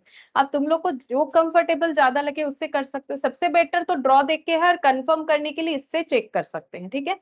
6 टाइम्स हो जाएगा, कंफर्म का जरूरत भी नहीं है, अगर कॉन्फिडेंस है, इतना प्रैक्टिस कर लेते हैं कि हाँ चीज को समझ के करते, तो ड्रॉ ही तो हमें बता देगा कि ये कितने टाइम कन्वर्जन होगा, तो ये हो गया 6 टाइम्स। अच्छा, अब कैलकुलेशन करेंगे, 0.5% यानी डिवाइडेड बाई 100, जितना भी आया +1, ठीक है। अब देखो 6 टाइम्स मल्टीप्लाई करना है, इनटू इक्वल टू 2 टाइम्स, जैसे ही इनटू इक्वल टू करते हैं कैलकुलेटर में ऑटोमेटिकली 2 टाइम्स मल्टीप्लाई हो जाता है कोई भी डेटा का, इक्वल करो 3, इक्वल 4, इक्वल 5, इक्वल 6। अब इतना सारा डेटा है तो लिखने का कोई फायदा नहीं है, कितना हम लोग लिखे, हम लोग डायरेक्ट इसमें 1000 मल्टीप्लाई कर लेते हैं और देखते हैं क्या आंसर आ रहा है। 1030.377 है, तो हम 38 अप्रोक्स ले लेते हैं, देखते हैं कि आंसर कैसा रखा गया है। तो 10 यहाँ पर 1030.38, हाँ ऐसा ही लिया गया है, ठीक है। तो ये हम लोग का ए कैलकुलेट होके आ गया, तो सेकेंड आंसर भी हम लोग को मिल गया कि मैच्योरिटी वैल्यू कितना है। फिर बोल रहा है how much total interest was earn, कितना टोटल इंटरेस्ट अर्न हुआ है, ठीक है।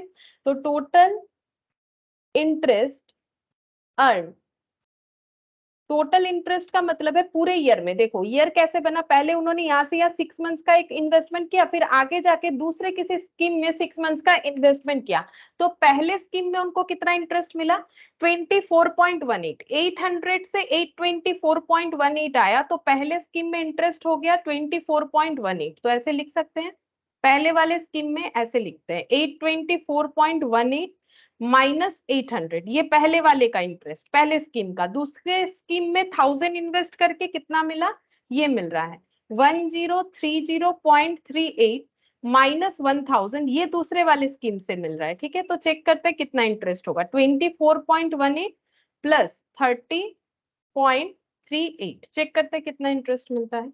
24.18 प्लस 30.38 54.56 इतना इंटरेस्ट मिल रहा है। चेक करते हैं 54.56 आंसर है कि नहीं। हाँ 54.56 आंसर है। ठीक है, तो ये देखो हम लोगों ने लास्ट दिन जो भी क्वेश्चंस किया था ना उसी पे बेस्ड अभी हम लोगों ने जो होमवर्क मैंने बताया था वही वाला जस्ट हम लोगों ने अभी कंप्लीट किया है। हम लोग थोड़ा स्लो स्लो ही चल रहे हैं। अब हम लोग जो है दूसरा एक टॉपिक सीखते हैं। ठीक है, मतलब इसी पे बेस्ड है लेकिन थोड़ा सा अलग कंसेप्ट है। अभी हम लोग सीखेंगे इफेक्टिव रेट ऑफ इंटरेस्ट। ठीक है, इफेक्टिव रेट ऑफ इंटरेस्ट क्या होता है ये समझेंगे। तो देखो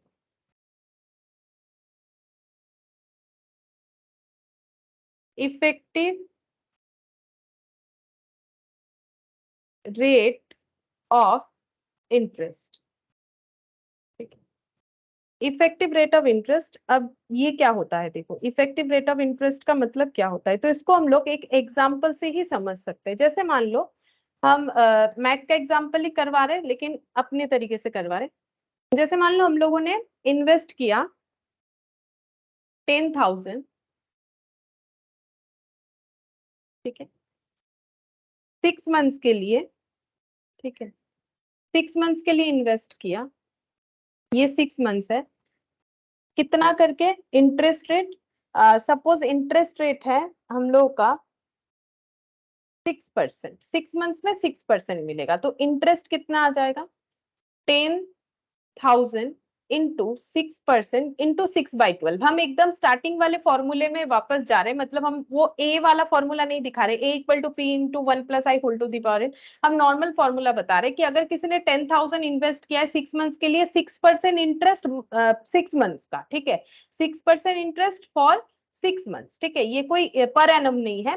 तो इंटरेस्ट कितना होगा, तो इंटरेस्ट हो जाएगा 10,000 इंटू 6% इंटू 6/12। तो ये हो गया 300 रुपीज। ओ सॉरी, एक्चुअली 6% पर एनम है तो 6 मंथ्स का कितना होगा। तभी ना मेरा जो है ये लॉजिकली हुआ। 6% अगर ईयरली है तो 6 मंथ्स का कितना होगा, तो निकाल लिया हम लोगों ने 300। तो इसका मतलब ये अमाउंट कितना बन जाएगा 6 मंथ्स के बाद। इसको हम थोड़ा सा ऐसे बना लेते हैं, ये जगह कम पड़ जा रहा है तो बढ़ा लेते हैं, ये 6 मंथ्स कर लेते हैं। ठीक है, 6 मंथ्स बाद ये अमाउंट बन जाता है 10,000 + 300 यानी कि 10,300। ठीक है, अच्छा क्योंकि ये कंपाउंडिंग इंटरेस्ट है फिर हम लोग 6 मंथ्स के लिए इन्वेस्ट कर रहे हैं। ये 6 मंथ्स हो गया, फिर हम लोग 6 मंथ्स के लिए इन्वेस्ट कर रहे हैं। इंटरेस्ट है 6% पर एनम, यहाँ पर लिख देते हैं इंटरेस्ट 6% पर एनम है। ठीक है, तो अगर हम लोग फॉर्मूला यूज करते तो हम 3% करके लिख के यूज करते, लेकिन हम नॉर्मल तरीके से करके दिखा रहे हैं कि अगर 10,000 इन्वेस्टमेंट में 6% इंटरेस्ट ईयरली है तो ये देखो जैसे ही मैंने 10,000 इंटू 6% किया यहाँ पर तो मेरा आंसर क्या आ जा रहा है पूरे 1 ईयर का, क्योंकि ये पर एनम है।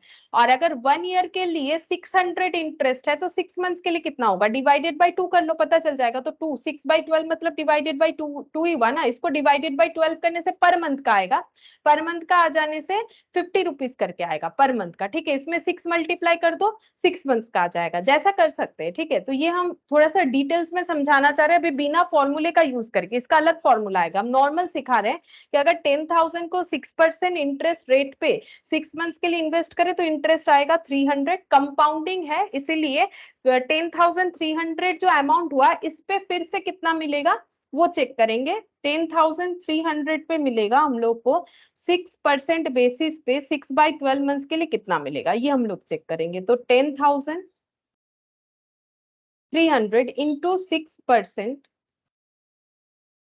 डिवाइडेड बाई 2, 6/12 मतलब डिवाइडेड बाई 2 कितना आ रहा है, ये गलत आ रहा है। 10,300 इंटू 6% इंटू 6 डिवाइडेड बाई 12, हाँ 309 आएगा। ठीक है, डिवाइडेड बाई 2 करने से भी आएगा, शायद कुछ गलत कैलकुलेशन हुआ था इसी वजह से। तो ये 309 इंटरेस्ट हो गया और अमाउंट कितना बन जाएगा 10,300 था और 309 मिला तो ये हो जाएगा 10,609। ठीक है, अच्छा अब टोटल इंटरेस्ट अगर कोई पूछे तो टोटल इंटरेस्ट बन रहा है 300 प्लस 309 यानी कि 609 रुपीज। ठीक है, अब अगर कोई इंसान अपना एक नॉर्मल कैलकुलेशन करना चाहे कि मैंने 10,000 इन्वेस्ट किया 1 ईयर के लिए, मुझे 609 रुपीज का जो है एक्स्ट्रा अमाउंट मिला एज अ इंटरेस्ट या फिर रिटर्न के तौर पे, तो मेरा कितना परसेंटेज अर्निंग हुआ, तो कैसे निकाल सकते हैं? तो हम लोग ऐसे निकाल सकते हैं कि 609 एक्स्ट्रा मिला आउट ऑफ 10,000, तो परसेंटेज ऑफ रिटर्न क्या है? मान लो ये बिजनेस का इन्वेस्टमेंट है कि 10,000 इन्वेस्ट किए थे, 10,609 मिला, वही तो हुआ ना, 10,609 मिला, तो रिटर्न ऑन इन्वेस्टमेंट क्या है? तो वैसे ही निकाल सकते हैं कि रिटर्न ऑन इन्वेस्टमेंट क्या है। तो यहाँ पर जब इंटू 100 करोगे, देखो क्या आंसर निकल के आता है, 609 डिवाइडेड बाई 10,000 इंटू 100, तो ये कितना हो गया 6.09%। ठीक है, 6.09%। तो इसको क्या बोला जाता है? इसको बोला जाता है इफेक्टिव रेट ऑफ इंटरेस्ट। अब इसे ऐसा क्यों बोला जाता है वो भी बताते हैं। इफेक्टिव रेट ऑफ इंटरेस्ट इसे ऐसा इसीलिए बोला जाता है, अगर हम लोग ध्यान से देखें तो रेट ऑफ इंटरेस्ट कितना है 6% पर एनम, लेकिन अगर हम लोग डायरेक्टली 10,000 पे चेक करना चाहे तो हमें दिख रहा है कि वो रिटर्न है 6.09। मतलब इसको पे करने के तरीके के वजह से ये पहले 300 फिर 309 ऐसे करके आ रहा है, दिख तो रहा है 6%, लेकिन अगर इफेक्टिवली देखे तो ये 6.09 का रिटर्न है। अगर हम इन्वेस्टमेंट और एकदम लास्ट में जाके जो रिटर्न आ रहा है वो उस पे अगर चेक करें और उसके बेसिस पे अगर हम इस चीज को देखना चाहे तो हम लोग का जो इंटरेस्ट निकल के आ रहा है वो मोर देन 6% हो रहा है, 6.09। इसको बोलते हैं इफेक्टिव रेट ऑफ इंटरेस्ट। मतलब इफेक्टिवली अगर देखें तो यही इंटरेस्ट हमें मिल रहा है। ठीक है, इफेक्टिवली अगर देखें तो ये इंटरेस्ट हमें मिल रहा है, 6% नहीं। मतलब एक्चुअली 6% पर एनम है, लेकिन ईयरली 6.09 हुआ। सोच के देखो, अगर हम 10,000 पे 6.09% लगा देते हैं 1 ईयर के लिए, तो मेरा आंसर 6.09 आएगा। तो 6% पर एनम के बेसिस पे अगर देखें तो 609 हमें डायरेक्टली नहीं पता चलेगा, उस पे हमें ये कंपाउंडिंग करना है, फिर ये करना है, तब पता चलता है। तो अगर हम लोग इतना नहीं करके, एक इन्वेस्टर अगर जस्ट इतना पता करना चाहे कि मुझे इंटरेस्ट कितना मिला, अब वो अगर देखेगा 6% मिला तो 10,000 पे 6% तो 600 होता है, फिर ये 9 रुपीज कहां से आया? मतलब जिसको इतना कैलकुलेशन का आइडिया नहीं है वो तो ऐसे सोच सकता है ना। तो अगर किसी को मतलब अब देखो, अगर किसी को इफेक्टिवली देखना है कि हम एक रफली देखना चाहते हैं इफेक्टिवली मुझे कितना मिला, तो इफेक्टिवली क्लियरली दिख रहा है 6.09 मिला है ना। अब इसको पूरा ऐसे छोटा छोटा कैलकुलेशन करेंगे तब ना जाके पता चलेगा ये 309 क्यों हुआ। ये तो इसीलिए 9 हुआ क्योंकि यहाँ पर कंपाउंडिंग वैल्यू पे इंटरेस्ट मिला, इसी वजह से। ठीक है, तो इस इंटरेस्ट को हम लोग क्या बोलते हैं? इफेक्टिव रेट ऑफ इंटरेस्ट, जो कि एक्चुअली इंटरेस्ट देने का बात होता है उससे हमेशा एक्सिट ही दिखाएगा। क्यों? क्योंकि हम लोग डायरेक्ट कैलकुलेशन कर रहे हैं। ठीक है, कोई अगर डायरेक्टली देखना चाहे कि इफेक्टिवली कितना रिटर्न मिला, तो इफेक्टिवली इस तरीके से रिटर्न को हम लोग कैलकुलेट कर सकते हैं। इसे बोला जाता है इफेक्टिव रेट ऑफ इंटरेस्ट। ये तो मैंने एक नॉर्मल प्रोसेस से समझा दिया, मतलब पूरा कैलकुलेशन करके, मतलब ऐसा छोटा छोटा कैलकुलेशन करके। लेकिन हम लोग इसको फॉर्मूले में कैसे करेंगे? तो इसके लिए देखो, जो फॉर्मूला बना है, इसके लिए दो फॉर्मूला बना है। ठीक है, एक है I इक्वल टू PET। ठीक है, जहां पर I का मतलब है अमाउंट ऑफ इंटरेस्ट, P का मतलब है प्रिंसिपल अमाउंट,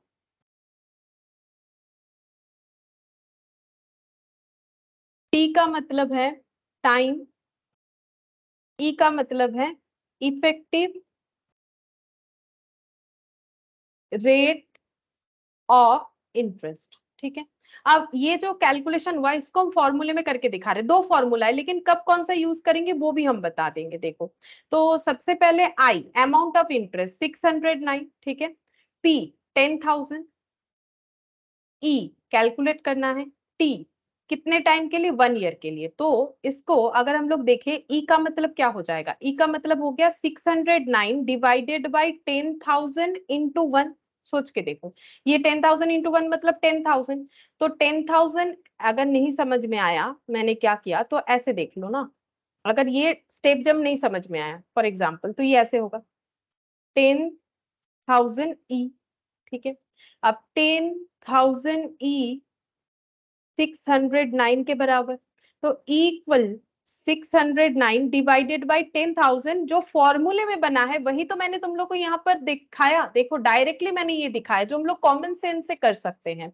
अब इस पे इंटू 100 मैंने पहले ही लगा दिया था, तुम लोग को बाद में लगाना पड़ेगा क्योंकि रिटर्न इंटरेस्ट का रेट तो हमेशा परसेंटेज में ही होता है। तो अगर ये कैलकुलेट करेंगे तो ये कुछ कितना निकल के आएगा देख लो, 609 डिवाइडेड बाई 10,000, तो ये हो रहा है 0 पॉइंट, ये कुछ आ रहा है ऐसा 0.0609, इस पे 100 लगा दो तो आ गया 6.09, ठीक है 6.09%। तो ये फॉर्मूला जो है कुछ अलग नहीं है, हम लोगों का जो नॉर्मल कंसेप्ट है उससे ये फॉर्मूला बन के आया है, ठीक है।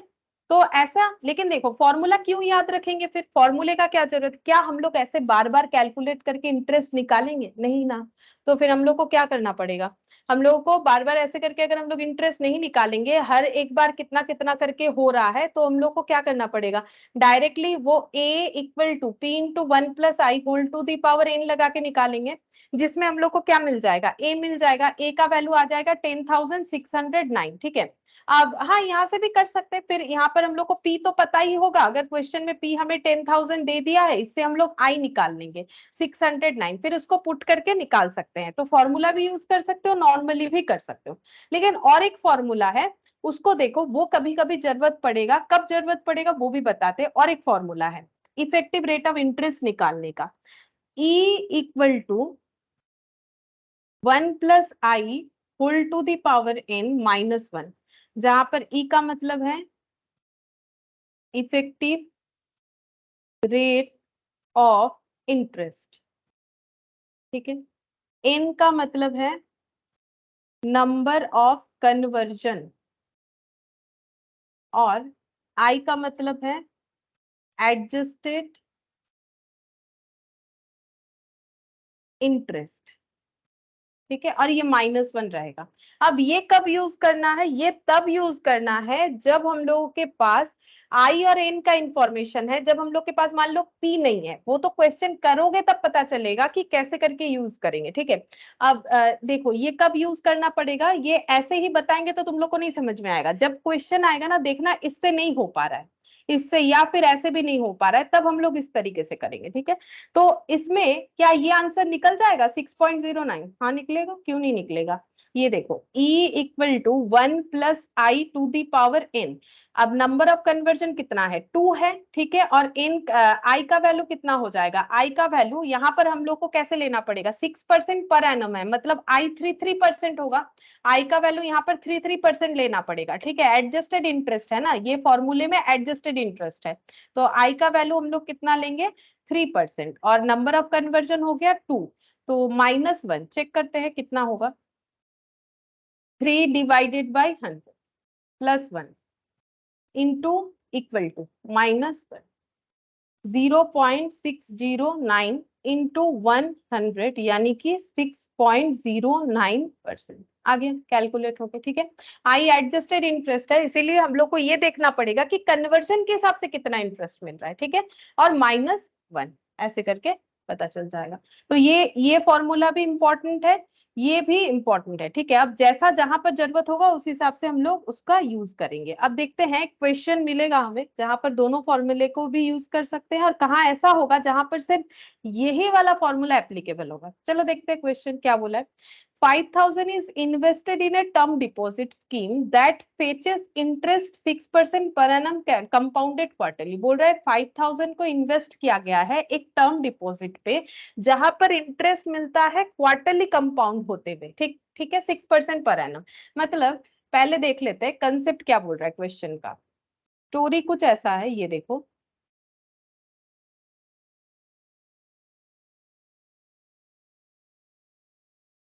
ट्वेंटी टू, अच्छा ये 22 है ना, मैंने 23, 5,000 इज इन्वेस्टेड, 5,000 को इन्वेस्ट किया गया है, ठीक है। एक टर्म डिपॉजिट स्कीम है जिसमें 6% पर एनम कंपाउंडेड क्वार्टरली होगा, क्वार्टरली मतलब 1 2 3 4, और यहाँ 3 मंथ्स होगा, ठीक है, 3 मंथ्स के गैप में मिलेगा, और पूरे ईयर में कितना मिलेगा वो हमें बता दिया है। पूरे ईयर में 6% पर एनम, पूरे ईयर का होगा 6% पर एनम, तो क्वार्टरली कितना करके मिलेगा 1.5%, देख लेते हैं कैसे मिलेगा। 6 डिवाइडेड बाई 4 करने से ही पता चलेगा। हाँ ठीक लिखा है मैंने, 1.5% करके मिलेगा। 1.5% करके क्वार्टरली मिलेगा, ऐसा क्वेश्चन हमें बोल रहा है। What will be the interest after 1 year, बोल रहा है कि 1 ईयर के बाद, ये 1 ईयर हो गया, ये पूरा 1 ईयर है, 1 ईयर के बाद पूछ रहा है कि इंटरेस्ट कितना होगा। दूसरा क्वेश्चन ये है what is the effective rate of interest, और ई भी पूछ रहा है। ठीक है, 1 साल के बाद इंटरेस्ट कितना होगा, और साथ ही साथ हम लोग को ई भी पूछ रहा है। ठीक है, तो इंटरेस्ट कितना होगा कैसे पता करेंगे, हम लोग पहले निकाल लेते हैं ए। अगर ए कैलकुलेट कर लेंगे, ए और पी के गैप को ही इंटरेस्ट बोलेंगे, तो ए कितना होगा, P into 1 plus I whole to the power N. तो पी कितना है 5000, 1 प्लस आई कितना है 1.5%। कन्वर्जन इन ईयर कितना हो जाएगा 4 टाइम्स, ये देखो 1 2 3 4 दिख ही रहा है। और अगर फॉर्मूला देखना है T into number of conversion per annum, तो T1 है 4, तो 4 क्योंकि क्वार्टरली है तो 4 बार कन्वर्जन होगा। तो कितना आ रहा है आंसर, चेक करते हैं। 1.5 डिवाइडेड बाई 100, ठीक है, प्लस 1, ये वैल्यू निकल गया 4 टाइम्स मल्टीप्लाई, 2 3 4 इंटू 5000, 5306। अब देखो पॉइंट के बाद बहुत सारा डेटा है, तो हम लोग 2 डिजिट ले सकते हैं, उससे ज्यादा नहीं लेंगे। ठीक है, दो डिजिट ले लेते हैं, क्योंकि ये जो है ये पैसे का घर है, तो इसमें हम लोग 2 डिजिट आराम से ले सकते हैं, 82। ठीक है, अब इससे हम लोग इंटरेस्ट भी निकाल लेंगे, तो इंटरेस्ट कितना हो जाएगा, देखो कितना अमाउंट बन चुका है 5306.82, और डिपोजिटेड अमाउंट था 5000, तो इंटरेस्ट हो गया 306.82। डिफरेंस दोनों का चेक करते हैं, 306.82 इंटरेस्ट आया कि नहीं, हाँ देखो आ गया। ठीक है, अब पूछ रहा है इफेक्टिव रेट ऑफ इंटरेस्ट क्या होगा। ठीक है, तो इफेक्टिव रेट ऑफ इंटरेस्ट पूछा है, effective rate of interest. Effective rate of interest हम लोग नॉर्मली भी कैलकुलेट करके देख सकते हैं। कैसे कैलकुलेट करेंगे, अपना कॉमन सेंस लगा के भी कर सकते हैं ऐसे। ठीक है, हम लोग को टोटल इंटरेस्ट कितना मिल रहा है 306.82 रुपीज का टोटल इंटरेस्ट मिल रहा है। इन्वेस्टमेंट कितने का है 5000 का है, इंटू 100 कर दो, इफेक्टिव रेट ऑफ इंटरेस्ट पता चल जाएगा। चलो चेक करके देखते हैं हो रहा है कि नहीं, ऐसे करके 306.82 इंटू 100 डिवाइडेड बाई 5000, 6.1364%। ठीक है, अब 4 डिजिट तो होता नहीं है परसेंटेज का, हम लोग ऐसे लिख देते हैं 6.14% अप्रोक्स, ऐसा लिख देते हैं, या फिर 13 भी रख सकते हैं। देखते हैं इन्होंने क्या किया है, इन्होंने तो फॉर्मूला लगाया, हम लोग बिना फॉर्मूला लगा के भी कर पा रहे हैं इस क्वेश्चन को, 6.13%। ठीक है, तो ये 13 भी रख सकते हो। इफेक्टिव रेट ऑफ इंटरेस्ट मतलब इफेक्टिवली क्या इन्वेस्ट किया, कितना मिला। ठीक है, तो 5000 इन्वेस्ट करके अगर 5306.82 मिला, then extra again 306.82 out of 5000, तो परसेंटेज निकल गया। तो ये इफेक्टिव रेट ऑफ इंटरेस्ट, ऐसे देखने में तो लग रहा है कि 6% पूरे ईयर का, लेकिन एक्चुअली मिला 6.14% पूरे ईयर में। क्यों, because of the compounding, compounding के लिए एक्स्ट्रा अमाउंट मिला और कुछ नहीं। ठीक है, अगर कंपाउंडिंग नहीं होता तो एक्स्ट्रा अमाउंट नहीं मिलता। तो जितना ज्यादा कंपाउंडिंग स्कीम में रहता है हम लोग का, उतना ज्यादा जो है अर्निंग हो सकता है। तो ये हो गया, बाकी तुम लोग चाहो तो फॉर्मूला से भी कर सकते हो। अब question number 23, find the amount of compound interest and effective rate of interest. Compound interest भी पूछा है उसी क्वेश्चन के तरह, और इफेक्टिव रेट ऑफ इंटरेस्ट भी पूछा है। If an amount of 20,000 is deposited on A bank for 1 year at the rate of 8% पर annum, compounded semi annually. 8% per annum basis पे इंटरेस्ट मिल रहा है, लेकिन कंपाउंडिंग होगा सेमी एनुअली। ठीक है, देखते हैं यहाँ पर question number 23,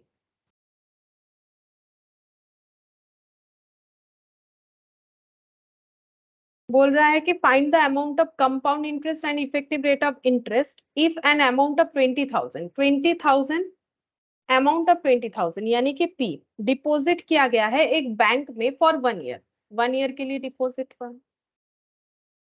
rate 8% per annum, आई मतलब इंटरेस्ट जो है वो है 8% पर एनम, पूरे साल में 8% मिलेगा, लेकिन कैसे करके मिलेगा, सेमी एनुअली, मतलब 6 मंथ्स के गैप में, 6 मंथ्स के गैप में, मतलब 4% करके मिलेगा। ठीक है। अच्छा, अब पूछ रहा है कि इफेक्टिव रेट ऑफ इंटरेस्ट बता दो और इंटरेस्ट का अमाउंट बता दो, ये पूछा है क्वेश्चन में। तो हम लोग निकाल लेते हैं अपने हिसाब से ए निकालेंगे तो हमें दोनों आंसर मिल सकता है। तो ए क्या हो जाएगा, P into 1+I whole to the power n। P है 20,000, 1+I, I का मतलब 4%, n का मतलब 2 हो जाएगा। देखो नंबर ऑफ कन्वर्जन 2 टाइम्स है, और अगर फॉर्मूले से भी देखना चाहो तो T into number of conversion per annum, तो T 1 ईयर, कन्वर्जन पर एनम कंपाउंडेड सेमी एनुअली है तो 2 टाइम्स। अच्छा, अब यहाँ से कैलकुलेट करना पड़ेगा 4%। सबसे पहले 4 डिवाइडेड बाई 100 करेंगे, +1 करेंगे, 2 times into equal to, 2 times हो गया मल्टीप्लाई इंटू 20,000, 21,632। तो इंटरेस्ट का अमाउंट कितना हो जाएगा, इंटरेस्ट का अमाउंट हो गया 21,632 माइनस 20,000, यानी कि 1632।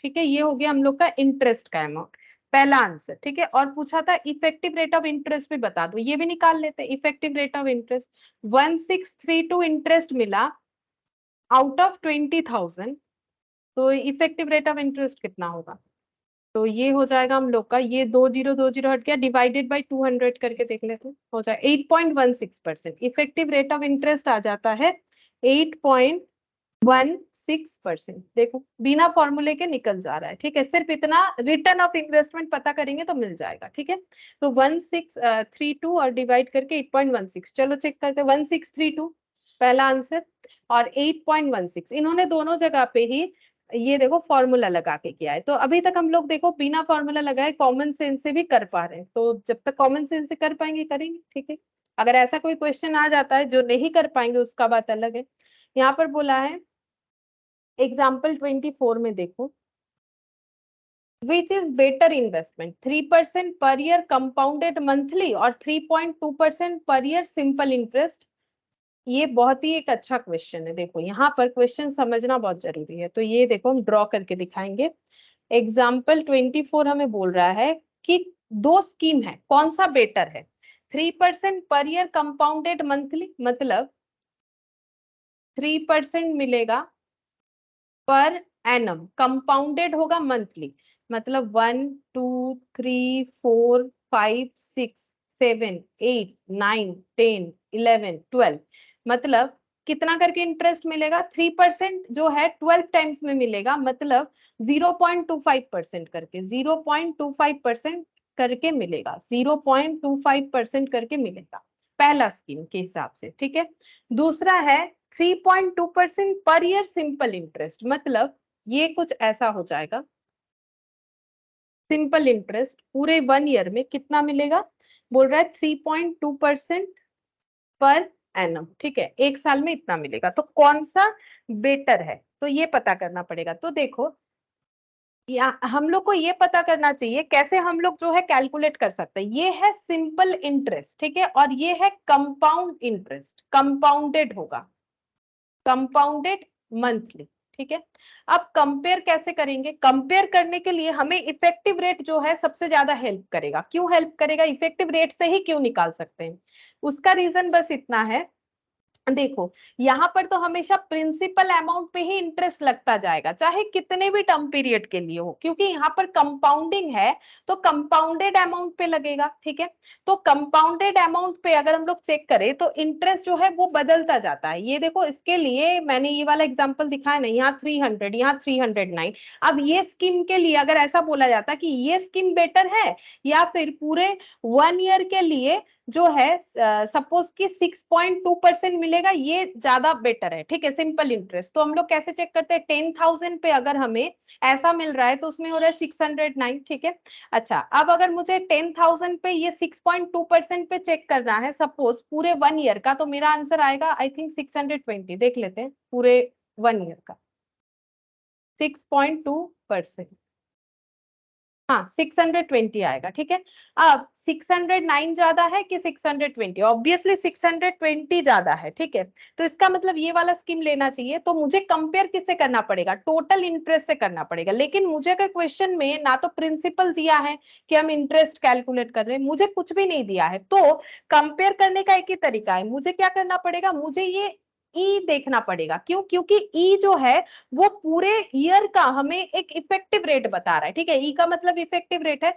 तो हर साल ये 6% का क्या हो रहा है यहाँ पर देखो। एक्चुअली अगर इसको हम लोग जो है ए वाले मेथड में डालते, ये वाले क्वेश्चन को p into 1 plus I whole to the power n ऐसे कंसेप्ट में लेते, देन आई मेरा 3% और 3% हो जाता। अब 3% के साथ तो हम 6.2% का कंपेयर नहीं कर सकते हैं। मुझे किसके साथ करना पड़ेगा? मुझे ये 6.09 के साथ इसका हम कंपेयर कर सकते हैं, ठीक है। तो जब भी ऐसा क्वेश्चन आएगा तो मुझे क्या करना पड़ेगा?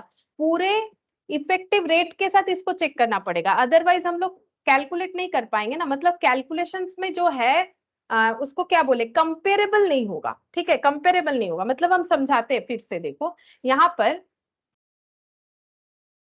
हम लोग को ना तो कोई प्रिंसिपल अमाउंट दिया है, ठीक है, और ना तो कोई हमें ना तो हमें कोई टाइम पीरियड दिया है। बोल रहा है कि स्कीम बता दिया है कि कुछ एक अमाउंट को अगर हम लोग इन्वेस्ट करते हैं जिसमें इंटरेस्ट हमें 3% पर एनम मिलेगा, तो यहाँ पर देखो चेंज होकर 0.25% मिल जा रहा है। अब 0.25% को 3.2% के साथ कंपेयर नहीं कर सकते, ये है मंथली, ठीक है। और ये जो है ये ईयरली है। पहला बात है इसके साथ ये कंपेयर नहीं है, ठीक है। तो फिर इसके साथ इसको कंपेयर कर देते हैं। अब इसमें और इसमें कंपैरिजन क्यों नहीं हो सकता है? क्योंकि इसमें पूरे ईयर में वो 3.2% ही रहेगा, लेकिन ये देखने में जरूर 3% है, लेकिन इस पे अगर कैलकुलेशन करेंगे ना तो वो 3% से ज्यादा हो जाएगा। जैसे हम इसको एक एग्जाम्पल से समझाएंगे। जैसे मान लो यहाँ पर हम लोग इन्वेस्ट कर रहे हैं 100 रुपीज, तो कितना ए आएगा। यहाँ पर हम लोग इन्वेस्ट कर रहे हैं 100 रुपीज, तो कितना हम लोग का ए आएगा, ये तो हम लोग चेक कर सकते हैं। तो देखो ये मैंने एग्जांपल दिया समझाने के लिए। A equal to P into 1 plus I whole to the power n। तो p है 100, आई है 0.25%। अब कंपाउंडिंग कितना बार होगा? 12 टाइम्स होगा, ठीक है, क्योंकि मंथली है। तो ये देखो 0.25 डिवाइडेड बाई 100, ये आ गया +1। इसको मुझे कितना बार मल्टीप्लाई करना है? 12 टाइम्स। 2 3 4 5 6 7 8 9 11 12 इंटू 100। तो ये हो रहा है लगभग 102.78, हम इतना लिख लेते हैं, ठीक है। अच्छा अब इसका ए चेक करते हैं। तो ये तो सिंपल इंटरेस्ट है, तो 100 रुपीज पे मिलेगा सिंपल इंटरेस्ट। 100 रुपीज में कितना हो जाएगा? ऐसे करके चेक करेंगे। ये देखो सिंपल इंटरेस्ट में ऐसा फॉर्मूला होता है PRT, ठीक है। नॉर्मल भी तुम लोग कैलकुलेट कर सकते हो। ये देखो नॉर्मल ही हो जाएगा 3.2% 1 ईयर के लिए, मतलब 12/12। तो 100 रुपीज पे 3.2% 1 ईयर के लिए, ये आई इंटरेस्ट हो गया 3.2 रुपीज, ठीक है। तो ए कितना हो जाएगा? 103.2। तो देखो ये अमाउंट कितना बना? 102.78। ये अमाउंट बन गया 103.2। तो इससे पता चल रहा है कि ये बेटर स्कीम है। 100 रुपीज को ऐसे लेंगे और 100 रुपीज को ऐसे इन्वेस्ट करेंगे, तो ये बेटर स्कीम है। आंसर भी ये होगा, लेकिन बिना कोई भी वैल्यू का एजम्पशन लिए हुए हम लोग कैसे कर सकते हैं वो भी बताते हैं। देखो आंसर दिया होगा, effective rate of interest being less than 3.2%, the simple interest 3.2% per year is better investment. तो ये बेटर इन्वेस्टमेंट है, ये जो है ये बेटर है इससे, ठीक है। वो तो हम लोग को कैलकुलेशन से पता चल रहा है। अच्छा 100 रुपए इतना होगा, ये यहाँ पर 100 रखेंगे, ये इतना हो जाएगा। तो ऑब्वियसली ये ज्यादा हो रहा है, तो इसीलिए बेटर है। ये बेटर क्यों है? क्योंकि इसमें रिटर्न ज्यादा मिल रहा है, ठीक है। यहाँ भी 1 ईयर का इन्वेस्टमेंट, यहाँ भी 1 ईयर का इन्वेस्टमेंट, यहाँ भी जितना अमाउंट, यहाँ भी उतना अमाउंट। यहाँ पर जो इंटरेस्ट का स्कीम दिख रहा है, यहाँ पर जो इंटरेस्ट का स्कीम दिख रहा है, बस रेट अलग है, देने का तरीका अलग है। और पूरा चेक करके देखे तो ये बेटर स्कीम निकल के आए। लेकिन बिना 100 रुपीज को एग्जाम्पल लिए हम लोग कैसे निकाल सकते हैं? तो देखो हमें इफेक्टिव रेट देखना पड़ेगा। क्यों? अगर हम लोग इसका इफेक्टिव रेट देखें, देखो इसमें इफेक्टिव रेट जो है इसका अगर देखें, सिंपल इंटरेस्ट का इफेक्टिव रेट जो है वो कम, ये देखो यहाँ पर इसका अगर इफेक्टिव निकालते हैं इसका, ठीक है, इंटरेस्ट कितना? 3.2 डिवाइडेड बाई 100 इंटू 100। यहाँ पर इफेक्टिव रेट जो है वही होगा जो नॉर्मल रेट है, इसमें कभी चेंज ही नहीं होगा, क्योंकि हमेशा एक्चुअल अमाउंट पे इंटरेस्ट मिलता जाता है। अगर सेकेंड ईयर भी होता तो भी इंटरेस्ट 3.2 ही आता। लेकिन यहाँ पर इफेक्टिव रेट ऑफ इंटरेस्ट देखो कितना हो रहा है, यहाँ पर हो जाएगा 2.78 डिवाइडेड बाई 100 इंटू 100, तो यहाँ पर इफेक्टिव रेट ऑफ इंटरेस्ट हो गया 2.78%। ठीक है, ये इफेक्टिव रेट ऑफ इंटरेस्ट हम लोग का कैलकुलेट होके आ रहा है। ठीक है, 2.78%। तो इसका मतलब 2.78 डिवाइडेड बाई 100, हम चेक कर लेते कितना होगा। 2.78 डिवाइडेड बाई, हाँ ये तो 2.78 ही रहेगा। ठीक है, 100 तो कैंसिल आउट हो रहा है। तो इसका मतलब कंपेयर अगर देखें तो ये 3% पर एनम तो दिख रहा है, लेकिन ऐसा पे करते हुए ये हम लोग का बन जा रहा है कुछ इतना।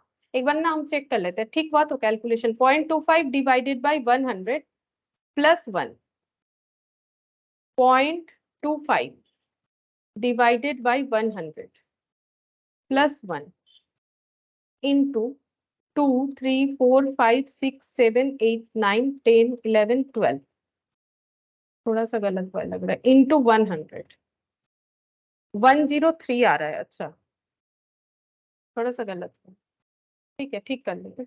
103.04, ठीक है, 04।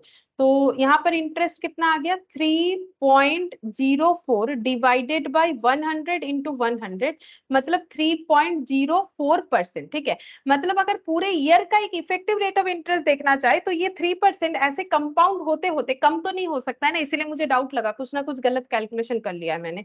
तो 3.04 हुआ। इसको अगर हम एट ए टाइम देखें, वो 3% तो रहता नहीं है कि हम इसके साथ इसको कंपेयर कर दे, 3% नहीं रहता है, वो चेंज होके कुछ ना कुछ थोड़ा सा बढ़ जाता है बिकॉज ऑफ कंपाउंडिंग। तो 3.04%, और ये कितना निकल के आ रहा है, 3.2%, तो ऑब्वियसली ये बेटर इन्वेस्टमेंट है।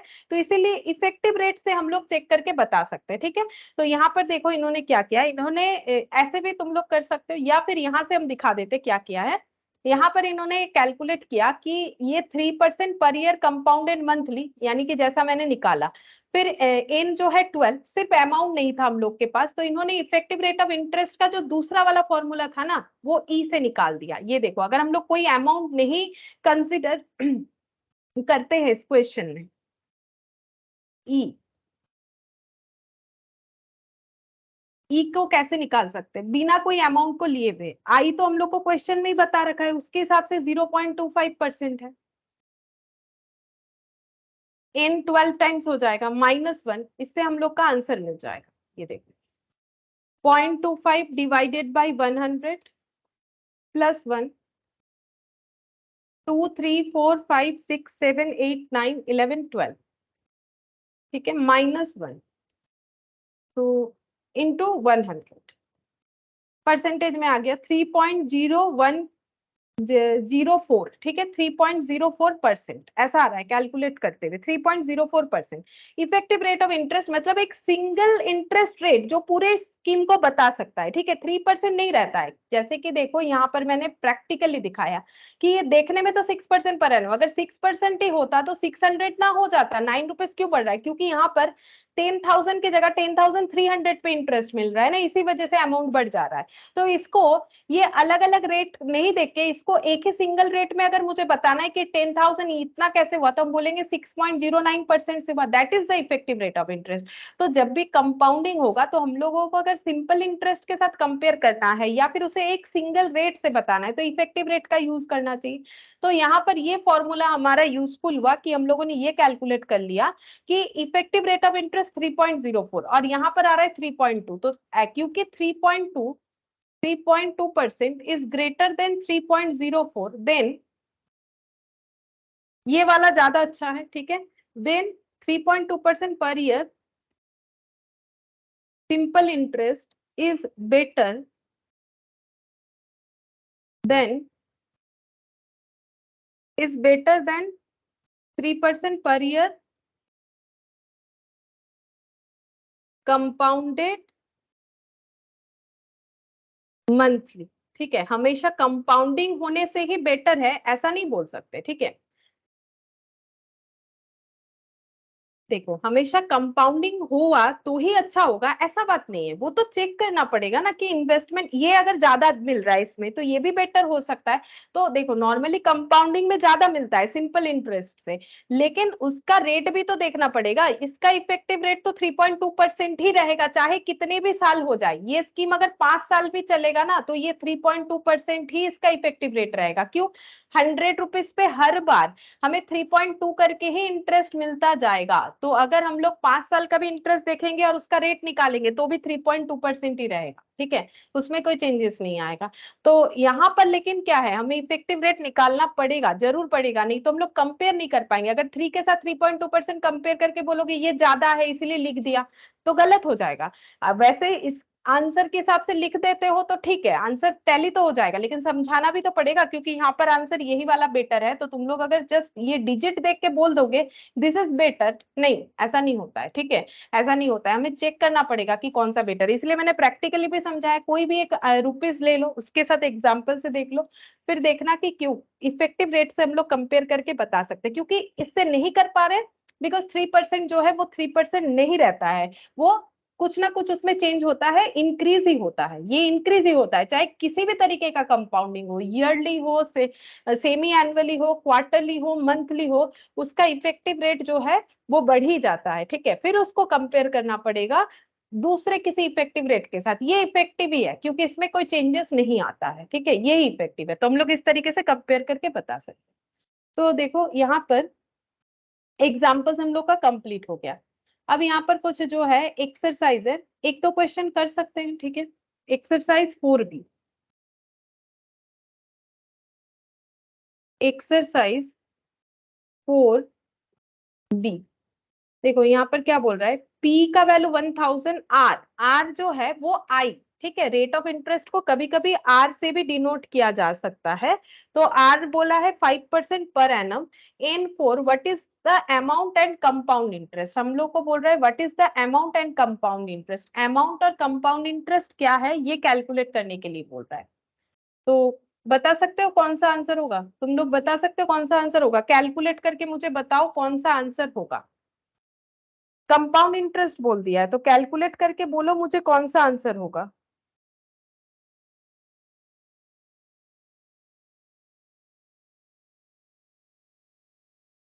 बोलो कौन सा आंसर होगा।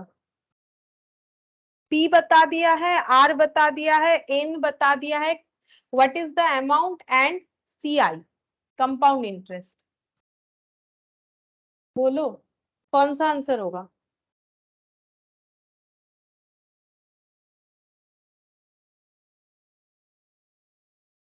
कैलकुलेट करके बताओ, मैंने तो इतना सारा सिखाया। ठीक है, तुम लोग एक तो आंसर दो।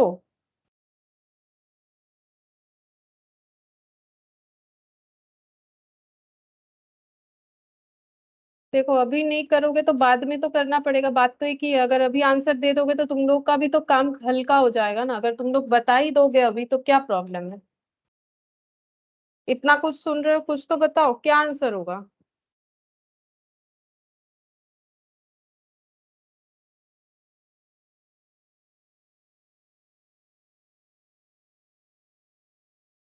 बोलो क्रिश, सोमनाथ, साहिल, अरशद, बोलो क्या आंसर होगा।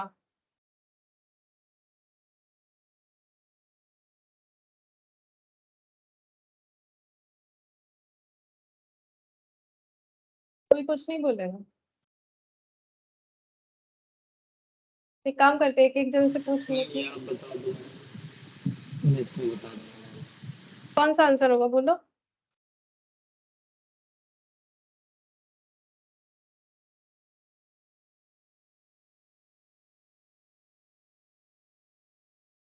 पहले बोलो फॉर्मूला कौन सा लगेगा।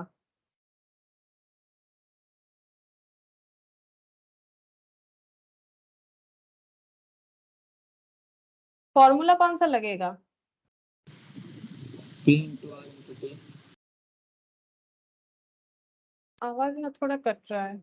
ए equal to P into 1 + I whole to the power n। ठीक है, अच्छा तो मुझे बोलो पी का वैल्यू यहाँ पर कितना है। पी बता ही दिया है, देखो ना यहाँ पर तो सारी चीज को बता ही दिया है, हमें थोड़ी ना कुछ पढ़ के उतना ज्यादा समझना है। आर बोल रहा है 5% पर एन, 5% पर एनम, ठीक है। और एन बोला है 4, 1 2 3 4, ठीक है, 4 इयर्स का बोल रहा है। और 5% पर एनम है, एन 4 बोला है, मतलब ये पर एनम 5% पर एनम करके नंबर ऑफ कन्वर्जन बोल रहा है 4, बता ही दिया है। देखो कुछ ज्यादा करना ही नहीं है। 1000 1 प्लस आई का मतलब 5% हो गया, नंबर ऑफ कन्वर्जन 4 दे दिया, बस कैलकुलेट करके देख लो कितना होगा। 5 डिवाइडेड बाई 100 प्लस 1 2 3 4 इंटू 1000, कितना आ गया 1215.50, ठीक है। अच्छा ये हो गया ए अमाउंट, और बोला है कंपाउंड इंटरेस्ट, तो ए हो जाएगा आंसर। अमाउंट तो ये मिल गया, कंपाउंड इंटरेस्ट कैसे निकालोगे? इंटरेस्ट कितना मिला, कितना डिपॉजिट किए थे 1000, इंटरेस्ट कितना मिला 1215 पॉइंट, हाँ बोलो 50 215.50, ठीक है। चलो कोशिश करना जरूरी है, ठीक है। और इतना सारा हम लोगों ने किया है एक एक करके, तो तुम लोग ये आसान सवाल है, ठीक है। ये सब अभी देखो स्टार्टिंग में ठीक ठीक है, फिर आगे जाके मुश्किल होगा, लेकिन हम लोग कर पाएंगे ना। हम लोगों ने हर तरीके का क्वेश्चन किया, ऐसा तो नहीं कि डायरेक्ट एक्सरसाइज में आ गए, सारे एग्जाम्पल्स कंप्लीट किए हैं, 2 दिन से कंप्लीट कर रहे हैं, ठीक है। अच्छा अब ये क्वेश्चन नंबर 2। अच्छा अब अरशद ने तो मुझे थोड़ा बहुत बताया, अब साहिल बताओ क्वेश्चन नंबर 2 का क्या होगा। 100 will become after 20 years at 5% per annum compound interest of 100 will become after 20 years। साहिल सुन रहे हो मेरा बात? हेलो। Yes ma'am. हाँ तो बोलो। 100 will become after 20 years at 5% compounded interest of, ये पूछ क्या रहा है वो तो बताओ पहले। 100 will become बोल रहा है, 100 will become मतलब कुछ बन सकता है आफ्टर 20 years, तो क्या बोल रहा है बोलो, पूछा क्या है? पहले ड्रॉ करो, जब भी क्वेश्चन करोगे पहले ड्रॉ करने से क्या होगा, एक कंसेप्ट आ जाएगा दिमाग में कि करने क्या बोल रहा है। 100 विल बिकम, तो 100 इधर लिखे कि इधर लिखे, पहले ये आइडेंटिफाई करो। विल बिकम का मतलब क्या है कि फ्यूचर में 100 कुछ होगा, है ना। अमाउंट अमाउंट, अमाउंट थोड़ी ना है, ठीक से देखो, 100 विल बिकम बोल रहा है। 100 फ्यूचर में जो बनता है वही तो अमाउंट होता है ना, तो 100 विल बिकम मतलब क्या होगा आफ्टर 20 इयर्स बोल रहा है, 100 रुपए 20 साल बाद। तो 100 रुपए क्या है, प्रिंसिपल है कि अमाउंट है? प्रिंसिपल ना, तो ये तो पढ़ना पड़ेगा ना। ये देखो 100 रुपए 20 साल बाद, 20 इयर्स आफ्टर, ये देखो ना, ये पढ़ने से ही तो पता चलेगा। विल बिकम मतलब फ्यूचर का बात हो गया ना, will after 20 years at 5% per annum compound interest, 5% per annum compound interest बोला है, तो इंटरेस्ट बोल रहा है 5% per annum compound। अब कंपाउंडिंग कैसे है कुछ नहीं बोला है, तो ईयरली मानेंगे, ठीक है। कंपाउंड इंटरेस्ट ऑफ, ठीक है, तो कितना हो जाएगा ये हमें पूछ रहा है, तो हम लोग ए निकालेंगे। ए पूछ रहा है, ठीक है। ए इक्वल टू क्या होगा, P into 1 plus I whole to the power n, ठीक है। P 100 है, I हो जाएगा 5%, n कितना होगा, अगर 20 इयर्स है तो n कितना होगा, क्योंकि कंपाउंडिंग कैसे है कुछ भी नहीं बोला है, तो ईयरली कंपाउंडिंग है, तो 20 इयर्स में कितना बार इंटरेस्ट मिलेगा। अगर हर साल 5% करके मिलेगा, कंपाउंडिंग कुछ नहीं बोला है, तो हम लोग ये मानेंगे कि ईयरली कंपाउंडिंग हो रहा है। तो मुझे ये बोलो कि 20 इयर्स में कितना बार कंपाउंडिंग होगा।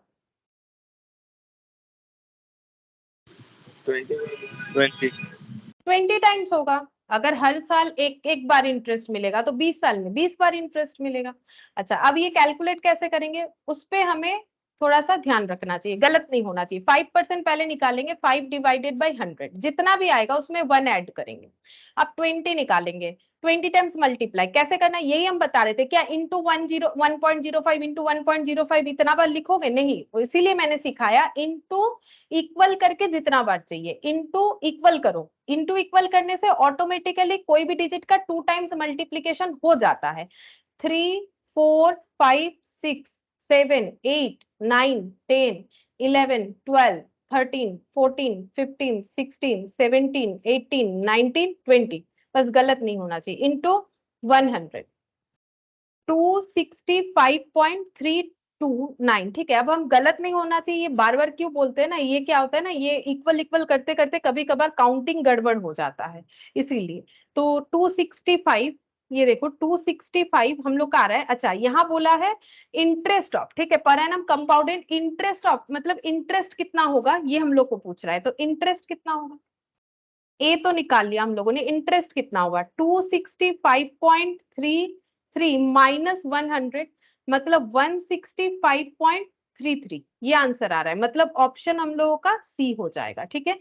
ये देखो क्या बोला था, 100 will become after 20 years 5% compounded interest of, ठीक है, कंपाउंड इंटरेस्ट ऑफ, तो इंटरेस्ट कितना होगा, ठीक है, इंटरेस्ट निकालने के लिए बोला है।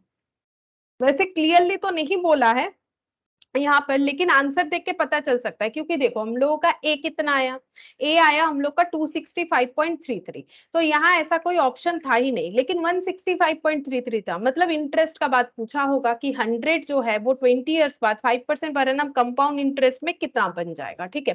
तो उसका इंटरेस्ट का आंसर दिया है, तो हम लोग इंटरेस्ट निकाल सकते हैं, ठीक है।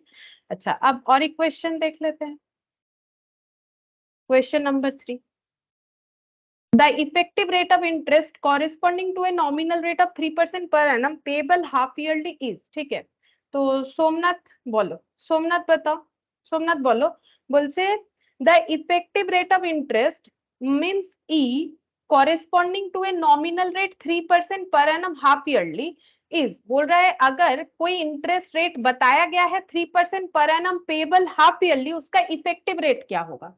সোমনাথ কোয়েশ্চেনটা বুঝতে পারলে, যদি কোনো ইন্টারেস্ট, সোমনাথ আমার কথা শুনতে পাচ্ছ তো? Yes ma'am, yes ma'am, yes ma'am. হ্যাঁ, তো এখানে কোয়েশ্চেনে বলেছে, দেখো इसमें কোয়েশ্চেন में क्या बोला है, আমি দুটো দুভাবেই বলে দিচ্ছি, বাংলাতেও বলে দিচ্ছি, হিন্দিতেও বলে দিচ্ছি। मैम किंतु দেখ, अमाउंट भी तो लिखा नहीं।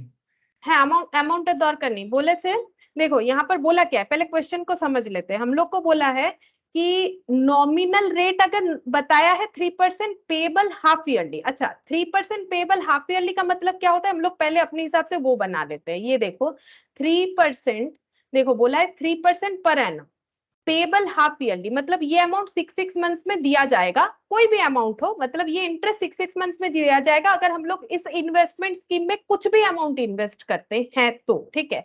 फिर बोल रहा है इसका इफेक्टिव रेट बताओ, मतलब इसका इफेक्टिव रेट बताओ, मतलब एक्चुअली अगर 6 मंथ्स में मिलेगा तो वो तो 3% रहेगा नहीं, बढ़ जाएगा, तो बढ़े हुए रेट को क्या बोलते हैं, इफेक्टिव रेट। तो हमें पूछ रहा है ई बता दो, तो अमाउंट दिया हुआ नहीं है, मैंने दो फॉर्मूला बताया, बोला अमाउंट क्या होगा। মানে প্রশ্নটা বুঝতে পারলে সোমনাথ, প্রশ্নটা বলেছে যে 3% পার অ্যানাম ইয়ারলি পেমেন্ট আছে, কিন্তু যদি হাফ ইয়ারলি দেয়, মানে কম্পাউন্ডেড হাফ ইয়ারলি হয়, তাহলে 6 মান্থস এর গ্যাপে হয়, আর তখন 3% এ কিন্তু ইনক্রিজ করে যাবে, 3% হবে না, যেটা আমরা একটু আগে 6% এর উপরে एग्जांपलটা দেখলাম। তাহলে বলছে এটার ইফেক্টিভ রেট কি হবে, মানে সিম্পল এই কোশ্চেনটা অ্যামাউন্ট বলেনি, তো কোনো অসুবিধা নেই, सिंपल यही वाला क्वेश्चन है। ये था हम लोग का 6% के बेसिस पे, यही क्वेश्चन 3% के बेसिस पे दे दिया। मान लो कोई अमाउंट नहीं दिया हुआ है तो हम लोग इफेक्टिव रेट निकाल सकते हैं, दो फॉर्मूला है, बोलो कौन से वाले से निकलेगा, इसे हम 1 देते हैं, इसे 2 देते हैं, बोलो कौनटा दिए बेरोगे, 1 ना 2, कौन से वाले फॉर्मूले से आंसर आएगा, बोल दो। 2 2 में देखो अमाउंट का जरूरत नहीं, मैंने इसीलिए फॉर्मूला क्यों लिखवाया, बिना फॉर्मूले के भी तो हो सकता है, लेकिन ऐसा कुछ क्वेश्चन आ जाएगा जहां फॉर्मूला जरूरी है, ठीक है। ये फॉर्मूला अब देखो यूज समझ में आएगा कि इसका यूज क्या है, यहाँ अमाउंट नहीं है तो इससे ही निकालेंगे, इसके अलावा तो हमारे पास कोई ऑप्शन है नहीं। E equal to 1 plus I whole to the power N minus 1, ठीक है। तो यहाँ पर लिखते हैं E equal to 1 plus I whole to the power N minus 1। तो आई का मतलब यहाँ पर कितना लगाएंगे बोलो, 3% नहीं लगाना है, कितना लगाना पड़ेगा, 3/2 कत है 1.5, 1.5, 1.5, हाँ, और ये कितना टाइम्स होगा एन, 2 टाइम्स, 2 टाइम्स। अब इसका इफेक्टिव रेट निकल जाएगा, ये देखो 1.5 डिवाइडेड बाई 100 प्लस 1 कर लो, अब 2 टाइम्स मल्टीप्लाई करो, 2 टाइम्स मल्टीप्लाई हो गया -1, पूरा कैलकुलेटर पे ही कर लो, 0.030, इसको भी लिखने का क्या जरूरत है, इंटू 100 करो, डायरेक्ट लिखो, इसको भी नहीं लिखोगे तो भी चलेगा, 3.0225 है ना, 3.0225 ऑप्शन सी ना की, हाँ। ऑप्शन सी, ये पर एनम आ गया ऑप्शन सी, मतलब इसका इफेक्टिव रेट पूछा है। अब क्वेश्चन पढ़ो, इजीली समझ में आएगा। The effective rate of interest corresponding to a nominal rate, इसका इफेक्टिव रेट बता दो, ये पूछ रहा है। अब इफेक्टिव तभी पूछेगा जब कंपाउंडेड हो रहा होगा, चाहे किसी भी तरीके से हो, नहीं तो इफेक्टिव नहीं पूछे, ठीक है, नहीं तो इफेक्टिव नहीं पूछेगा। अच्छा, अब यहाँ पर नेक्स्ट क्वेश्चन देखो, यहाँ पर बोल रहा है, ये वाला क्वेश्चन हम बाद में कराएंगे, इसमें मुझे फिर से वो डर्टी पावर जो है वो बताना पड़ेगा। तो हम एक क्वेश्चन नंबर 5 जो है वो पूछ ले रहे, क्रिश से पूछ ले रहे। क्रिश শুনতে পাচ্ছ? ক্রিশ আওয়াজ আসছে আমার? ক্রিশের আওয়াজ আমাকে আসছে না। ठीक है चलो, क्रिश का आवाज तो मुझे नहीं आ रहा है। हम एक काम करते हैं, मैंने बोला है तो करवा लेते हैं। 5th नंबर करवा रहे, 4th नंबर हम तुम लोग को नेक्स्ट दिन करवा देंगे, ठीक है। 5th नंबर करवा रहे। क्रिश যদি শুনতে পাচ্ছ তাহলে বলতে পারো, আমি কিন্তু তোমার আওয়াজটা পাচ্ছি না। ए बताया है 1000 इन 2 years are 6% per annum compounded interest payable half yearly principal पूछा है। ये देखो एकदम डायरेक्ट क्वेश्चन दे रखा है। ए बता दिया है कितना 1000, ठीक है। अच्छा, एन बताया है 2 years, अच्छा एन बताया है 2 years मतलब 1 year 2 year, ऐसा कर लेते हैं। एन बता रहे हैं हम लोग को 2 years। अच्छा, उसके बाद are 6% per annum, 6% per annum compounded interest payable half yearly मतलब 6 मंथ्स के गैप में, 6 मंथ्स के गैप में, अगेन 6 मंथ्स, अगेन 6 मंथ्स, ठीक है।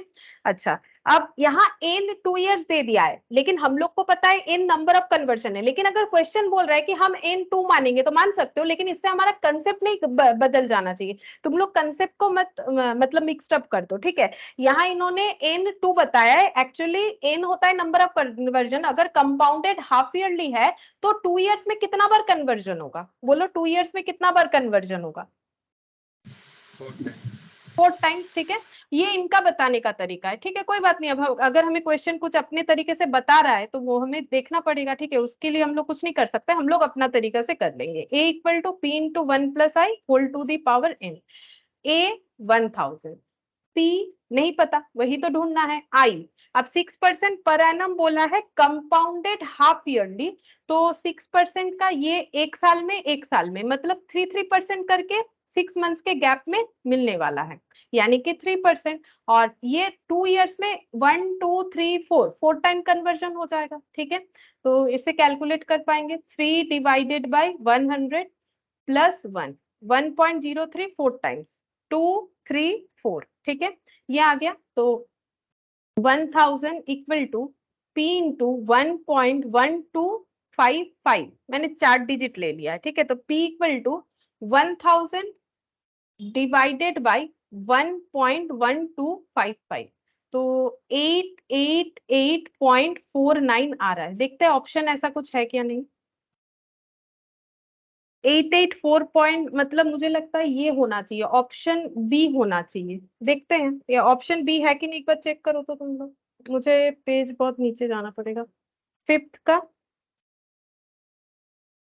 जिनके पास मैथ है एक बार चेक करोगे 5th का।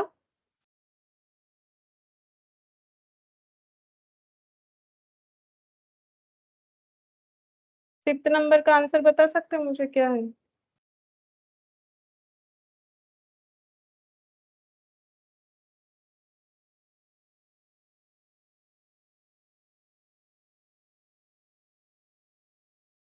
एट एट एट ही आ रहा है। हाँ ठीक है, इसका ऑप्शन डी होगा, ठीक है, इसका आंसर ऑप्शन डी होगा, नन ऑफ दिस, 888.49, ठीक है, मुझे मिल गया आंसर, तो ये हो जाएगा। अब यहाँ पर इस तरीके से तुम लोग कैलकुलेट कर सकते हो, और इसको और एक तरीके से भी किया जा सकता है, जैसे मैंने थोड़ी देर पहले तुम लोग को बताया था। ये देखो, ये हो जाएगा 3 डिवाइडेड बाई 100 मतलब प्लस 1.03 टू दी पावर 4, तो p equal to 1000 divided by 1.03 to the power 4। इसको एक कैलकुलेटर ट्रिक से हम लोग सॉल्व कर सकते हैं। कैसे करना है, ये देखो, क्या करना पड़ेगा तुम लोग को, इसको ऐसे लिखना पड़ेगा, मतलब ये लिख रहे हैं हम समझाने के लिए, लिखना जरूरी नहीं है, ठीक है, समझना जरूरी है। हम पहले कैलकुलेटर में इस फंक्शन को परफॉर्म करेंगे और सेम आंसर तुम लोग को पूरा कैलकुलेटर में लिख के दिखाएंगे, ये लिखे बिना, ठीक है। क्या करना है, प्रोसेस देख लो।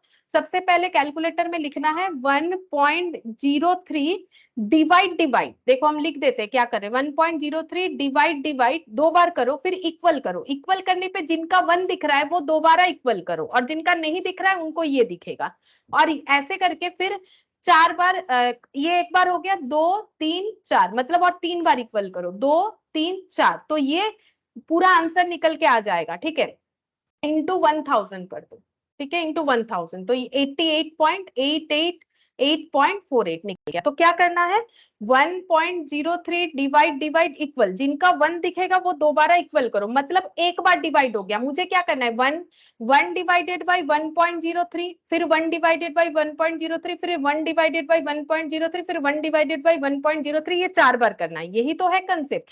तो इसके जगह कैलकुलेटर में जो मतलब फंक्शन रेडी रहता है उससे हम लोग क्या कर सकते हैं, 1.03 डिवाइड डिवाइड इक्वल, जिनका 1 दिखा रहा है कैलकुलेटर, सारे कैलकुलेटर 1 नहीं दिखाते, डायरेक्ट ये भी दिखाते हैं, जिनका 1 दिखा रहा है वो फिर से इक्वल करना, ये दिखेगा, तो एक बार डिवाइड हो गया, फिर 2 बार, 3 बार और 4 बार हो गया, मतलब ये पूरा आंसर आ गया, इनटू क्या करना है 1000, इंटू 1000, ठीक है, तो ये अवॉइड कर सकेंगे और करना भी है, तो ये फंक्शन तुम लोग जरूर यूज करना, कैलकुलेटर ट्रिक, ठीक है। तो आज हम लोग इतना ही करते हैं, कैलकुलेटर का ट्रिक प्रैक्टिस करो घर पे ताकि नेक्स्ट क्लास में इजीली कर पाओ, ठीक है, फिर आज इतना करते हैं, बाकी नेक्स्ट क्लास में करेंगे।